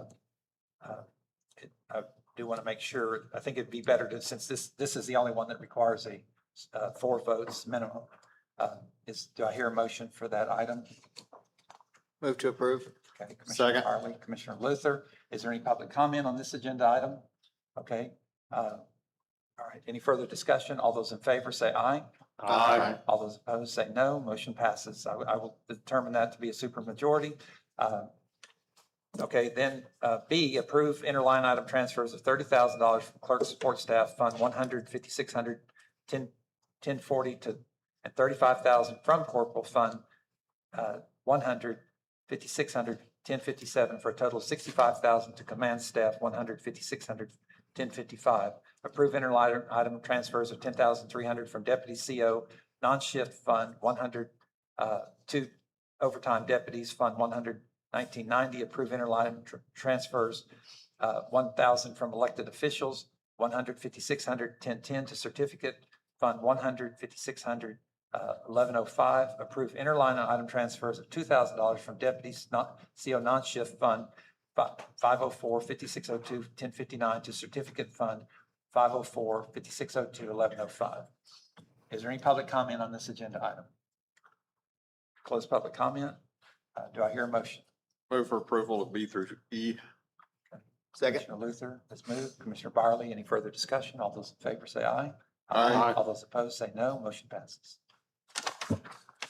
Call agenda item number 21, discuss, consider, and take appropriate action regarding the sheriff's office lapse salary and benefits, suspend Burnett County policy to transfer up to $712,300 and 32 cents from the following funds: Investigator Sergeant Fund 100,5600, 1056, Deputies CO Shift Fund 100,5600, 1058, Dispatchers Fund 100,5600, 1060, Group Insurance Fund 100,5600, 2020.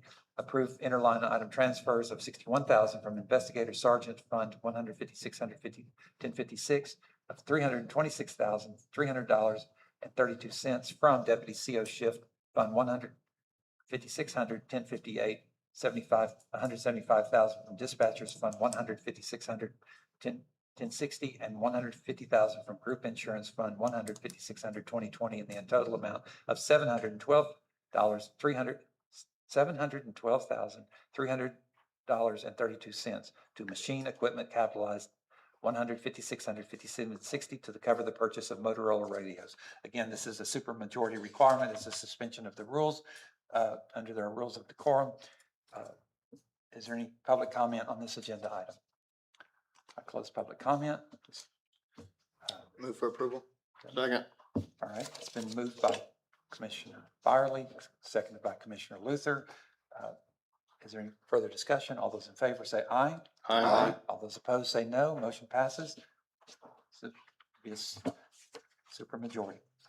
I call agenda item number 22, discuss, consider, and take appropriate action regarding the purchase of Sheriff's Office from, for the Sheriff's Office from Machine Equipment Capitalized Fund 100,5600, 5760, 58 APX Next Enhanced Motorola radios in the amount not to exceed $712,300.32. Is there any public comment on this agenda item? All right, close public comment. Motion, Move to approve. Commissioner Byerly has moved. Second. Commissioner Luther seconded. Any further Discussion. Discussion? Mhm. Okay. I would just like to comment that I applaud the sheriff's office for using money within their budget, even though they had to do some transferring and moving to accomplish a pretty significant goal of something that you wanted without asking for money outside of your own budget. Thank you for that. Any further discussion? All those in favor say aye. Aye. All those opposed say no. Motion passes. Call agenda item number 23, discuss, consider, and take appropriate action for the authorization of payment of claims previously approved by the Burnett County Auditor. Got 2 expense reports in here. Is there any public comment on this agenda item? Okay, close public comment. Do I hear a motion? Move for approval. Commissioner Dockery has moved. Commissioner Collier has seconded. Any further discussion? All those in favor say aye. Aye. All those opposed say no. Motion passes. I call agenda item number 24, discuss, consider, and take appropriate action to approve, sign, and execute all necessary documents and actions to apply for the Office of Government FY 26-27 County Essential Services Grant Program for the District Attorney's Office in the amount up to $400,000 with no county match required to cover costs associated with the capital murder case.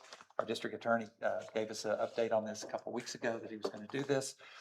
Is there any public comment on this agenda item? Okay. All right, close public comment. Do I hear a motion? Move for approval. Second. Okay, Commissioner Luther has moved. Commissioner Collier has seconded. Any further discussion? All those in favor say aye. Aye. All those opposed say no. Motion passes. I call agenda item number 25, discuss, consider, and take appropriate action to sign, execute all necessary documents to accept the Motor Vehicle Crime Prevention Authority and BCPA FY 27 grant for SB 2024 catalytic converter theft prevention in the amount of $183,708, including a required county matching funds of $36,743 to be provided through the FY 27 budget. Is there any public comment on this agenda item? Close public comment. Do I hear a motion? Move for approval. Okay, Commissioner Luther has moved. Second. Commissioner Collier has seconded. Any further discussion? All those in favor say aye. Aye. All those opposed say no. Motion passes. I call agenda item number 26, discuss, consider, and take appropriate action to sign, execute all necessary documents for the acceptance of the Motor Vehicle Crime Prevention Authority MVCPA 2027 grant for the SB 2024 Heart of Texas Auto Theft Task Force in the amount of $750,706, including the required county matching funds of $180,374 to be provided through the FY 27 budget. Is there any public comment on this agenda item? I close public comment. Do I hear a motion? Move for approval. Commissioner Dockery has moved. Second. Commissioner Collier has seconded. Any further discussion? All those in favor say aye. Aye. All those opposed say no. Motion passes. I call agenda item number 27, discuss, consider, and take appropriate action for the use calculation of the FY 27 budget. Coming back to this, proposed budget regarding the following departments and dues. Department-specific budget request was the County Court at Law has already provided. Capital Area Council on Government, I think, did we get, Madeline, did we get the oh, that's back on this one, is it? I don't know if I got the exact amounts back in there. Yes, sir. It's included. It's back in the book. Good, thank you. And we already dealt with carts the other day, didn't we? Yep. Okay. All right. Yeah, so here's Capital Area Council on Governments. They've gone up a little bit on their fees, 3,848. BCAD has gone up to 780,000.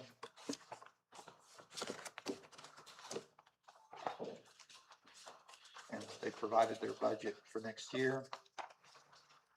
And then we have another item.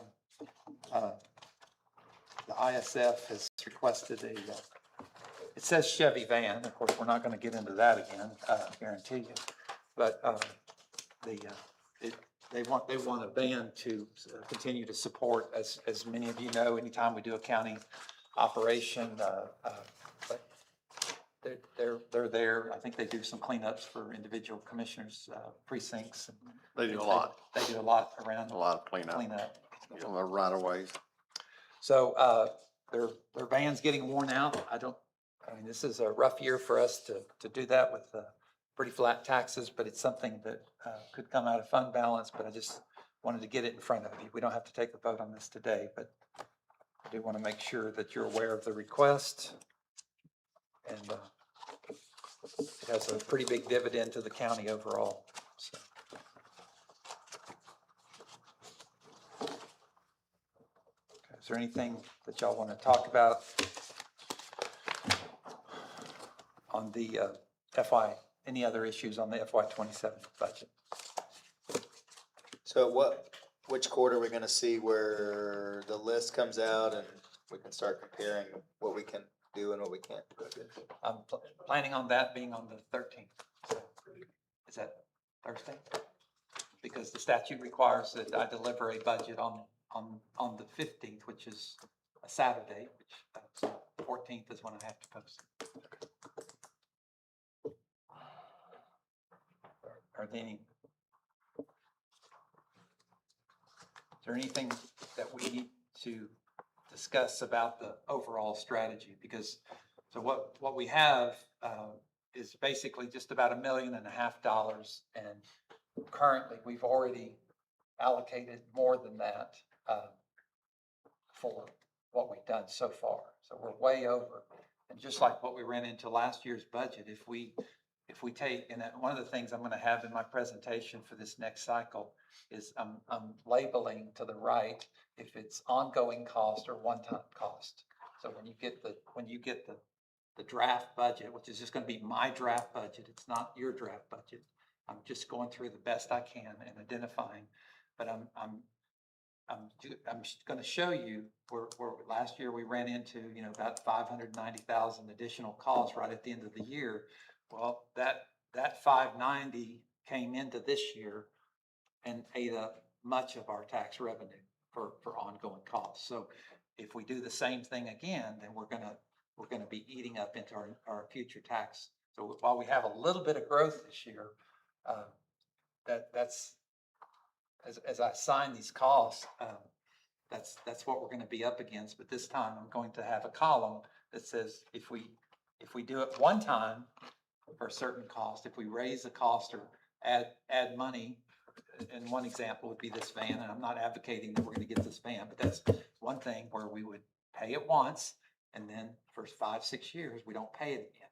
If we do some of the other items that are being requested of us, then that will immediately lower all of our future revenues, it eats into future revenues. If we have a great year next year, but remember the way the legislative cap works is it's about values, not about, do you see what I'm saying? It's about, you have to stay within that percentage regardless. I mean, our tax evaluations could double, God forbid, but you don't get any more, you only get that small percentage increase from each year. Does that make sense? So. Well, that'd be good that you have split it out to what we could take out of the fund balance for the vehicles, weapons, one-time cost. Yeah, so you'll have a column to the right of that expense, and it'll be a 1. If it's a 1, then that means we can pay it one time, and then that's it. If it's a 2, that means whatever decision you make will be, you're just going to add it on to next year's expense column. Which is typically going to be payrolls. Yeah, there's a few other things. That'll be on the 13th. Yes, sir. Is there, Judge, and I don't know if it needs to be the FY27 budget or what, but did we discuss, or did you have somewhere to discuss the $3,000 for the repair of the elections vehicle? I thought we just did it earlier today, didn't we? Did I miss it? It's number 13. It's on the 13th. Oh, it's coming up. I could have. What's that? Oh, it's on the agenda for the 13th. Okay, very good. Okay. Well, we just moved a bunch of money for elections, and I thought part of it was to fix the truck. We just did it a minute ago. Am I dreaming? Hold on just one second. I don't. Thank you. I 19? thought so, yeah. Okay. Thank you. I was like, I've been dealing with a lot of numbers lately, but yes, C, right? Yes. Yeah, okay. Sorry, it was buried in that agenda item. Sorry. I apologize. Well, because she had a couple things, I mean, just like a lot of line item transfers, she had a couple things to move around, so. But we don't have to go out for bids or whatever. She's just getting the money into the right place to spend it. Okay. 27, anything else? Okay. No action needed. Agenda item number 28, discuss, consider, and review current estimated certification. I mean, we've already gone over that at the last meeting. You saw like I said, basically 1.1 million in the initial COLAs and steps and all that. We've already spent more than that amount. So whatever comes next is going to have to be out of either raise taxes or, or fund balance. But again, it can only come once out of that. Anything else about revenues that y'all have questions, comments, concerns? Okay, I call agenda item number 29, discuss, consider, and take appropriate action for setting salaries and compensation for the FY 27 Burnett County proposed budget regarding the chief public defender, the elections administrator, and the chief magistrate, and to remove the positions from the step and grade classification. So I guess there's a clarification in here. At the very minimum, because these all three have boards, I don't know that we can just deal with the proposed compensation and salaries when we deal with all the rest of them in the budget. But it is my strong recommendation that we go ahead and do B today and make sure that we clarify that each of these commissions or boards have the authority to set their salaries, and they're not necessarily automatically part as a regular employee, but a special class of employee within our system. So. And within that, but would these boards be notified of what we're looking at for everybody else so that they can at least have that information to consider to avoid, if they don't know that it's available, I guess, like if we're looking like we're going to do a COLA and a step. Well, in the Will they future, be given that what we information? need to do is be able to let them, at the beginning of the budget cycle is to say, this, you have an appointed official under your board, please set the recommended salary for that board member. Again, it's still fully within the purview for each one of these three positions, but they should be notified earlier that they are responsible for making a recommendation to the Commissioners Court. Is there any public comment on this agenda item or any staff person? Okay. All right. So again, my recommendation today is to go ahead and take up A in the budget process that we'll be doing on the 13th. On B, because we do have recommendations for everybody other than the elections, and the elections administrator was just set in July. So I hear a motion for 29B. Move for approval of B. Commissioner Luther has moved. Is there a second? Second. Okay, Commissioner Dockery seconded. Any further discussion? All those in favor say aye. Aye. All those opposed say no. Motion passes. I call agenda item number 30.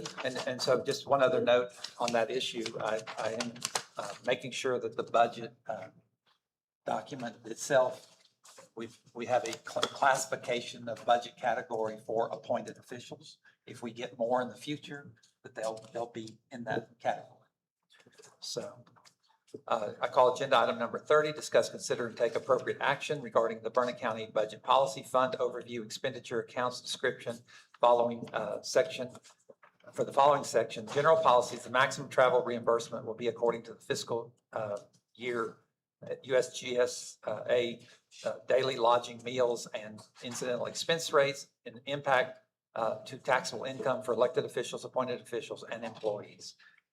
And then B is 7 vehicle policies, add documentation requirement for vehicle take-home policy and separate law enforcement policy. So on the first issue, well, first off, is there any public comment on this agenda item? Okay. I'd like to close public comment. And do you want to present on the first one? This is on the hotel. If you look at our policy, which is on the last page right now, it does not cover a maximum amount for hotel. And what kind of brought this to light was on page 1, where someone had stayed for quite a bit of money in San Antonio. And so what I did was I went to our policy and said, well, what is the maximum? And there isn't a maximum. So I have no ability to say, well, that's too much, or that seems excessive or reasonable. So I went and I looked at the GSA rate, because having worked for the state of Texas uses the GSA rate to travel.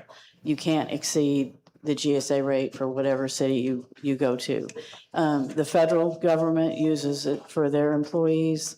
And I think that on the 3rd page that looks like this, is I think we had it in the last board package. publication 463 with the IRS. If you exceed the GSA rate, the additional amount needs to go on your W-2 at year end. So it's up to y'all what y'all decide. If you're going to set a rate higher than the GSA, then my office is going to have to check all of them, make sure that anything that exceeds that amount is tracked and put on employees' W-2s, and then we're gonna have to turn over to HR to get it on their W-2 at year end. And then if you use the GSA rate, then, which is what the federal government and the state government thinks is reasonable, then I don't have to track that. This particular stay was not at the conference rate. The conference rate on this was 260, which is above the rate that was, and so we would have had to attract this amount and put it on the employee's W-2 had they stayed with the conference rate. So if what you're telling me is that the GSA rates won't even cover the conference rate? Depending on where you're going, if you, like, being a CPA, I go to a lot, 40 hours every year of continuing education. And if I go to TAC and I go to VG Young and any of the state put on conferences, they make sure that that GSA rate is used for the hotel stay. Well, And if you, understand in your situation, but do they Yeah. do that? Have you looked at what the fees were for all the conferences for last year, for all the different entities, to see if it'll fall within that? I have not, but that is something that I'm going to have to get done by December 31st so that we can make sure that everybody's W-2 is correct. Okay. And I also looked at the San Antonio rates on the Riverwalk, and they were around 127 a night, which is under the GSA rate. So I know last time there was a Motel 6 comment, but you're not staying at Motel 6 either. Depending on what city you're in, the rate changes across the US. So that's. So really, the number one thing with this issue is we have an obligation to our taxpayers and our number one. And what we're trying to do is right now we have no reasonable standard and so just for going back to this tax issue, if the GSA rate is 127 and somebody stays in a hotel that's 134, then if we set this policy at 127, that's the GSA rate plus meals and incidental, then in other words, that would be more, correct? In other words, it's the 127 for the hotel. It's just the hotel piece, yes. And then a lot of agencies that I'm aware of, governmental agencies, they allow that, like if the meals for, let's just example for San Antonio, if it's 127 for the hotel and the meals is $60, then a lot of agencies will just allow the total GSA to be the controller. So you can save on your meals and still have your entire trip under the county cover. Is that correct? Or is that what we're proposing here? Or is it just 127 only for the hotel? And then, I'm Well, I was making gonna up say, a y'all number. can propose whatever. Yeah, I'm but- just saying what I have to do as far as IRS I rules understand, but what I'm asking is, and if reasonableness. it's 127 and 60, and the hotel, so that's the rate, and I stay at 140, as long as I save on my meals, then I can still cover at 140 the entirety of, my trip. Is that correct? I mean, Well, I was gonna say, you can write the policy that way. okay. So, Because there are many cities that I've been using the GS rate since the comptroller went off the state contract. I don't, TPAS, whatever it was, 15, 20, I don't know, 15 years ago probably. And they switched over to the federal rate. And as long as you can use your meals and incidental, parking is separate. And some of the other costs, right? Because a lot of times you can go downtown, you can have $20 or $40 parking. But as long as, so I guess I want to get to my point is if you allowed that, the rate and the meals and incidentals combined, then you would not have to do any tax work on that. That's where I was trying to get to. Is in other words, if the one was 130. I was gonna say, I'm gonna have to check the IRS Okay. guidelines on that. The other part of this is if you're getting paid by a grant, the federal grants usually use the GSA rate for your travel. So if you're getting paid through that, That's the most they would allow anyway. yes, Okay. yes. Or, they probably wouldn't know until they came for an audit, and then they would ask for the money back. right? Disallowed costs, Same with state the costs. county would pay for it. Right. So, And that is both in TXGMS, grant management standards, where it says reasonable and appropriate rates. So, okay. yeah. All right, so it does impact other things. We might end up on some of these grants forking back over money out of county treasury, because by the time they audit, the grants are long gone. So, all right. Anything else about this?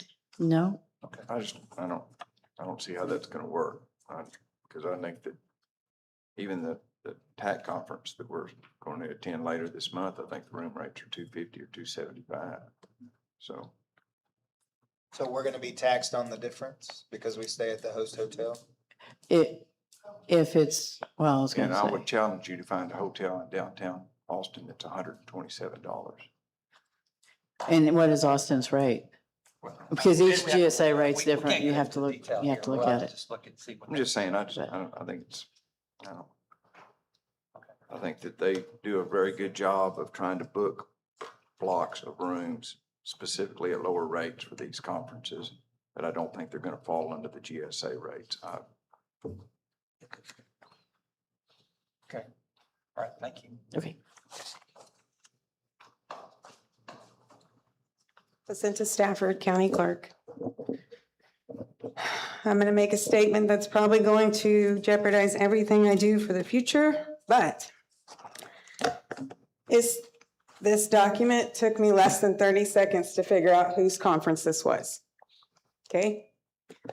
At what point do the policy changes that continue to be proposed go in the form of retaliation?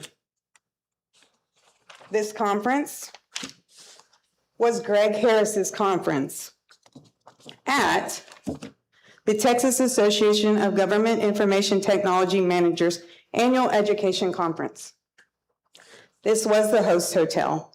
Whether or not he was above the host rate, I don't know, not my problem, but it was the host hotel. This says reason number 1 for hotel limits. That sounds like retaliation to me.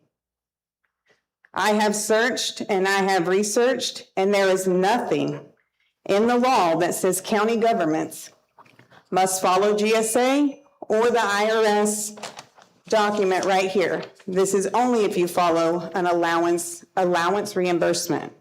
This does not follow any other. We have reached out to counties. The majority are not doing GSA. They are saying there's a chance they could be going to there, but every research I have found does not require that county government follow that or report that on their W-2s as fringe benefits or anything. I will say, I will no longer send employees to conferences for their required education if this is passed. I do not think they should be charged on their W-2 for doing their job. We shouldn't either, but I will not send any employees to do their job at a conference if this is passed. This is brand new, and like I said, don't want to assume this is the speculation, but this policy is being created because of one person. And I strongly believe that it is unfair and unjust that we are changing the policy. I, as a county employee or a county official, have a budget for travel that you have given me in my budget. If I choose to go to a conference that is expensive and I blow my budget, guess what? I don't get to go to another conference, right? I am practicing within my budget. If I stay within my budget that you guys allow me, that is my job to manage my budget and do my job to make sure I get my training and everything else. I don't need to be micromanaged, nor do I want to be micromanaged. If my association says I need to go to the County Clerks and District Clerks Association conference, and the room rate that they gave me is above the GSA, I should not be taxed for that. I am not getting a reimbursement. I did not get anything out of that except going to the required conference that is required by state statute to get my education. This may be possible for federal and state. We are not federal and state entities. We are county. And the law says that the county's policy is up to the Commissioner's Court. Does not fall under the IRS guidelines or the GSA guidelines from anything. I would say that if you can find true law that says we have to follow the GSA and the IRS reporting, then I would love to see that. But I have not found anything that pertains to a law that says we have to follow the IRS reporting for fringe. If the county says we can go to a conference, it is included in our thing. The last statement I would like to say is, in a couple of weeks, y'all are going to post in the newspaper our salaries as elected officials. If, in fact, we get these fringe benefits, is that going to show that we have made more than the posted amount of salary for an elected official? We cannot make more than is posted. And if I go to a conference and that is included as salary, that's going to put us over the posted salary that y'all are about to post that says what we make. So I'm not a lawyer. I just did research. I've asked, I've reached out to other counties. I've done a lot of search on this, but I can't find anything, and I would hope that if for some reason y'all are going to go with this, that at least we can find real laws instead of reason 1 and reason 2 and reason 3 and reason 4. Thank you. Good morning, Carrie Crownover, County Treasurer. Just a little bit of research that I've done personally. Did not reach out to a single county that uses the GSA rate. The closest one that I found was Hood County, and they are at 150% above the GSA rate. They do not tax their employees at the amounts over. From what I have done, I'm not a tax attorney. I don't have any of this publication 463 known. I've only researched what's been put on here. It references allowance, not a reimbursement. We are not getting paid a travel allowance. We are requesting reimbursement. Also in this 963, it references a fee-based state or local government official. And then just for references, the tax distinction on that is, unlike a salaried government worker, a fee-based is treated as a self-employment individual for tax purposes. We are not treated that way. I do not think that this 963 applies to us. It hasn't in the past. I've been here for 23 years. Not one time has this been on my W-2. Not any county that I've reached out to isn't on their W-2. I don't think 254 counties across the state of Texas are doing it incorrectly. Thank you.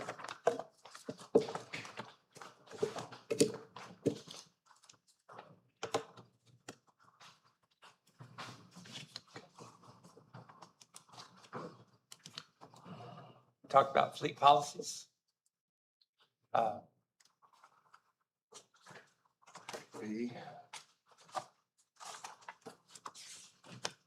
back to 30.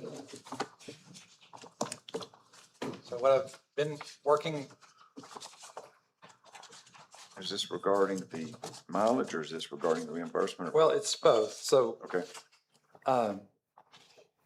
So right now, if you look at the last page of the Burnett County budget policy, it says that county vehicles are not permitted to be taken home unless prior approval by Commissioners Court and is in compliance with the personnel policy. And so on number 2, I met with the sheriff the other day and I said, I don't believe that every time, they hire a deputy, we're coming back into court and saying, Bill or Sally can take that vehicle home. And he said, that's correct. And I said, so, did we not hear from, last time?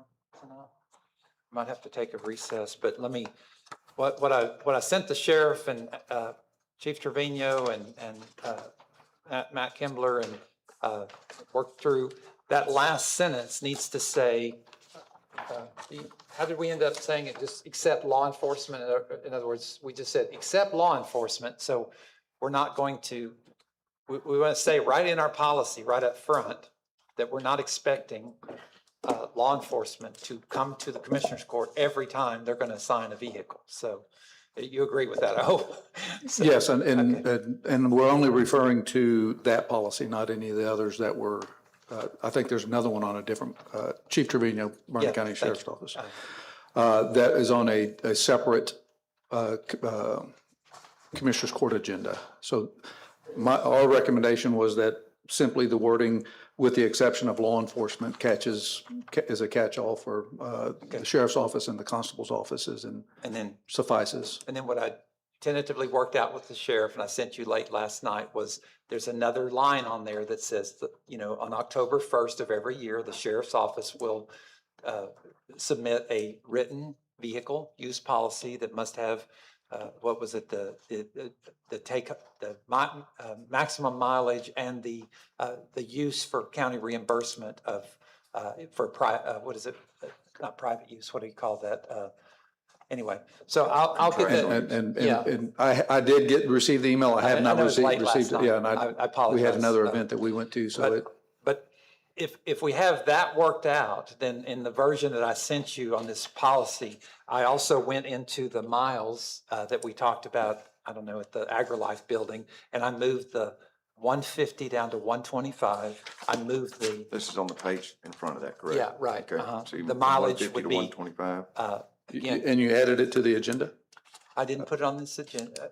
Yeah, because we couldn't talk about it last time. I just want to make sure. Right. And Yeah, I didn't it's on prepare the- for it This is because, on the agenda today, and what I sent last night, again, it was, I understand, but what y'all had asked for a couple weeks ago in your Yes, sir. budget presentation was to move the 150 down to 125, that's correct. the 175 down to 150. That's correct. And then the other one stays the same. And then what I sent you last night was the October 1st, and both reflective in the budget policy and in the personnel policy, that will be submitted by the sheriff on October 1st of every year.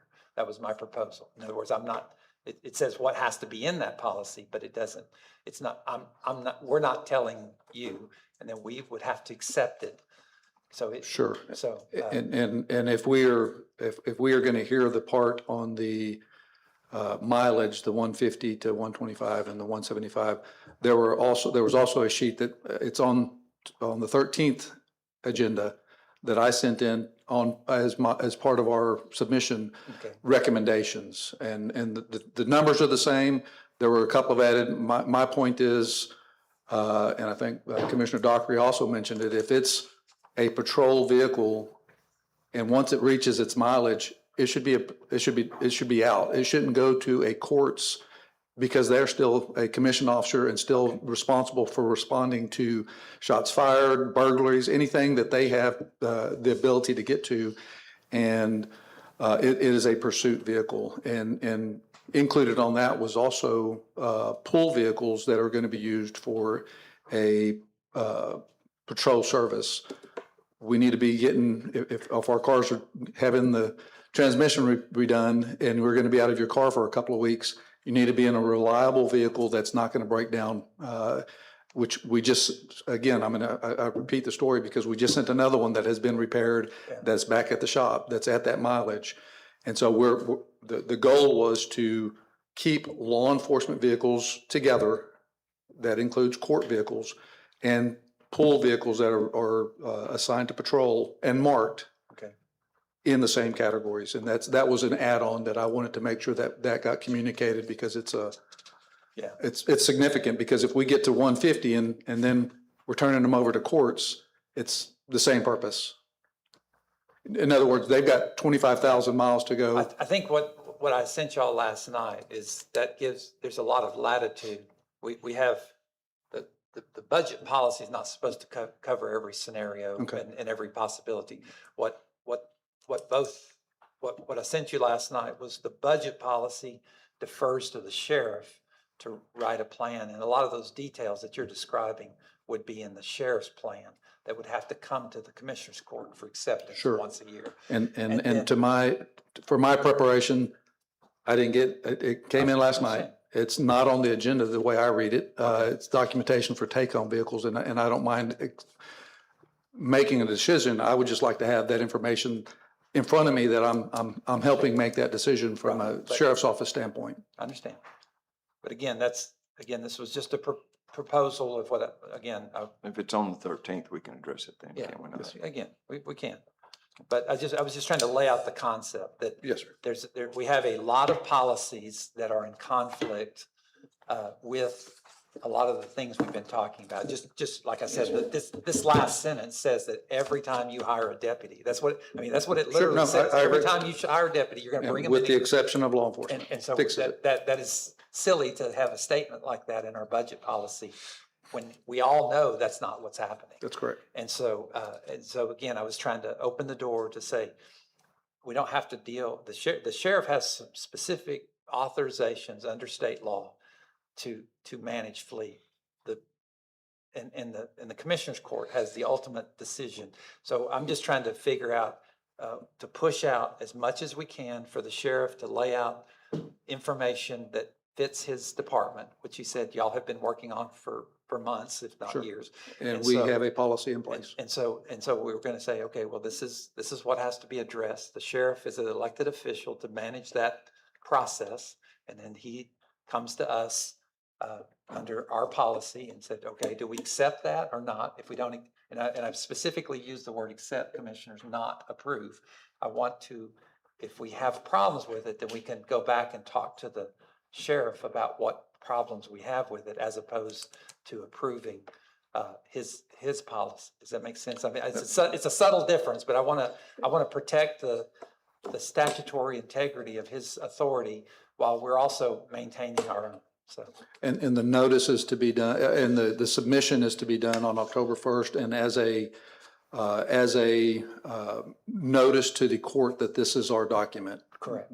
And not asking for approval, but demonstrating that this is what we have in place. Right. Good. Okay. All right. Anything else? All right. Agenda item number 32, acknowledgement of receipts of different items. Nobody wanted to take up anything on these other items, did you? Okay. What's going to happen if we don't If we don't, what? address the lodging thing? If we don't, Well, we're going to do some more research on that. we don't.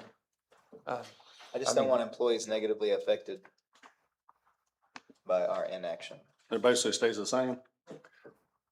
I guess if we don't have any further information about it, we need to ask the attorneys to look at it and see if we can come back at a later time. So that's all I know to do now. I'm not a tax lawyer. So, okay. Item number 33, commissioners. 32, you mean? Well, 32, I called and just I'm sorry. said, just for acknowledgement of receipts. Agenda item number 33, calendar review. Can you see Can you, Oh, can you see? yeah, oh, can you see? Can you please look at your calendars and see if you can meet on Monday for a few minutes? Dang it, What date, 17? 17th, Monday? I can. Okay, and what time? I'm good except from 11 to 1. Okay. I'm good all day, Oh, but I early's have, better. I have jury duty, so Joe Don, you might have to be pro tem on this one. What I do you do say? have, I do have a morning, I could do a 10:30. Is that, what time did you say you? 11 to 1 is, When you're I'm in open? Bertram.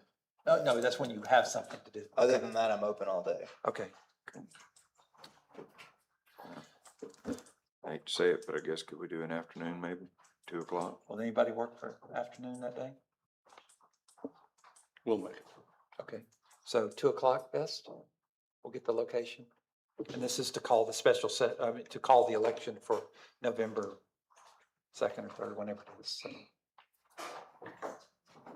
Okay, 2 o'clock? 2 o'clock. Got it, Madeline? It'll be downstairs, okay. All right. Anything else? Yes. The Friends of the Herman Brown Library are having a fundraiser on Saturday. It's a $10 lunch. It's at the Reed Building on Jackson Street from 11 to 4.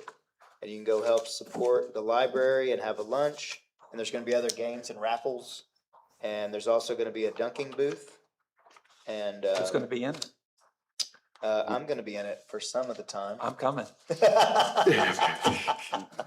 I'll be there from 12 to 2 for some dunking if anybody wishes to participate. I'll be there at 11. Oh, okay, then I'm going early. We'll be in and out, taking shifts. All right. We have our second transportation public meeting at the First Baptist Church Pavilion this Thursday evening. We had a good turnout last week, and I appreciate the public being involved in the process. It's been very helpful. Okay. I just don't want to be the person that's going to have to take all those notes. Because there was a bunch of them. All right, anything else? All right, call agenda item number 34. Move to adjourn. Commissioner Collier's moved. Second. Commissioner Docker second. Any further discussion? All those in favor say aye. Aye. All those opposed say no. Motion passes.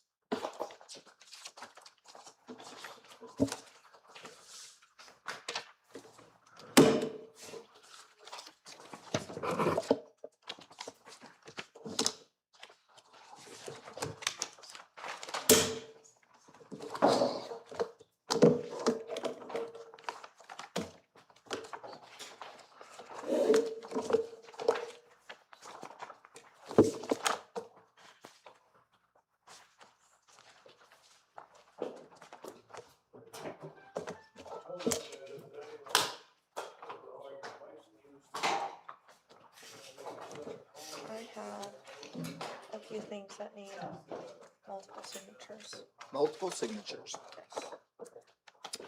You can. Let me make sure.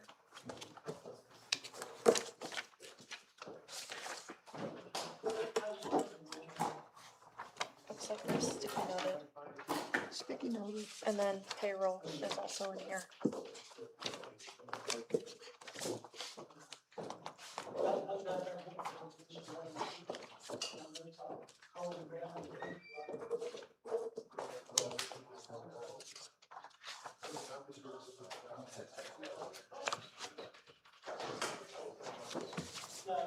There's 2 things for signatures, guys. And then this just has all of the requests for the budget if you want it. Super secret.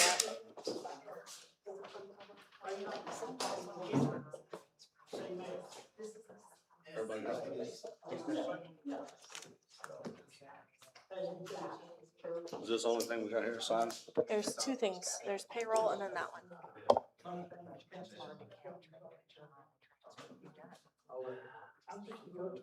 Closed caption.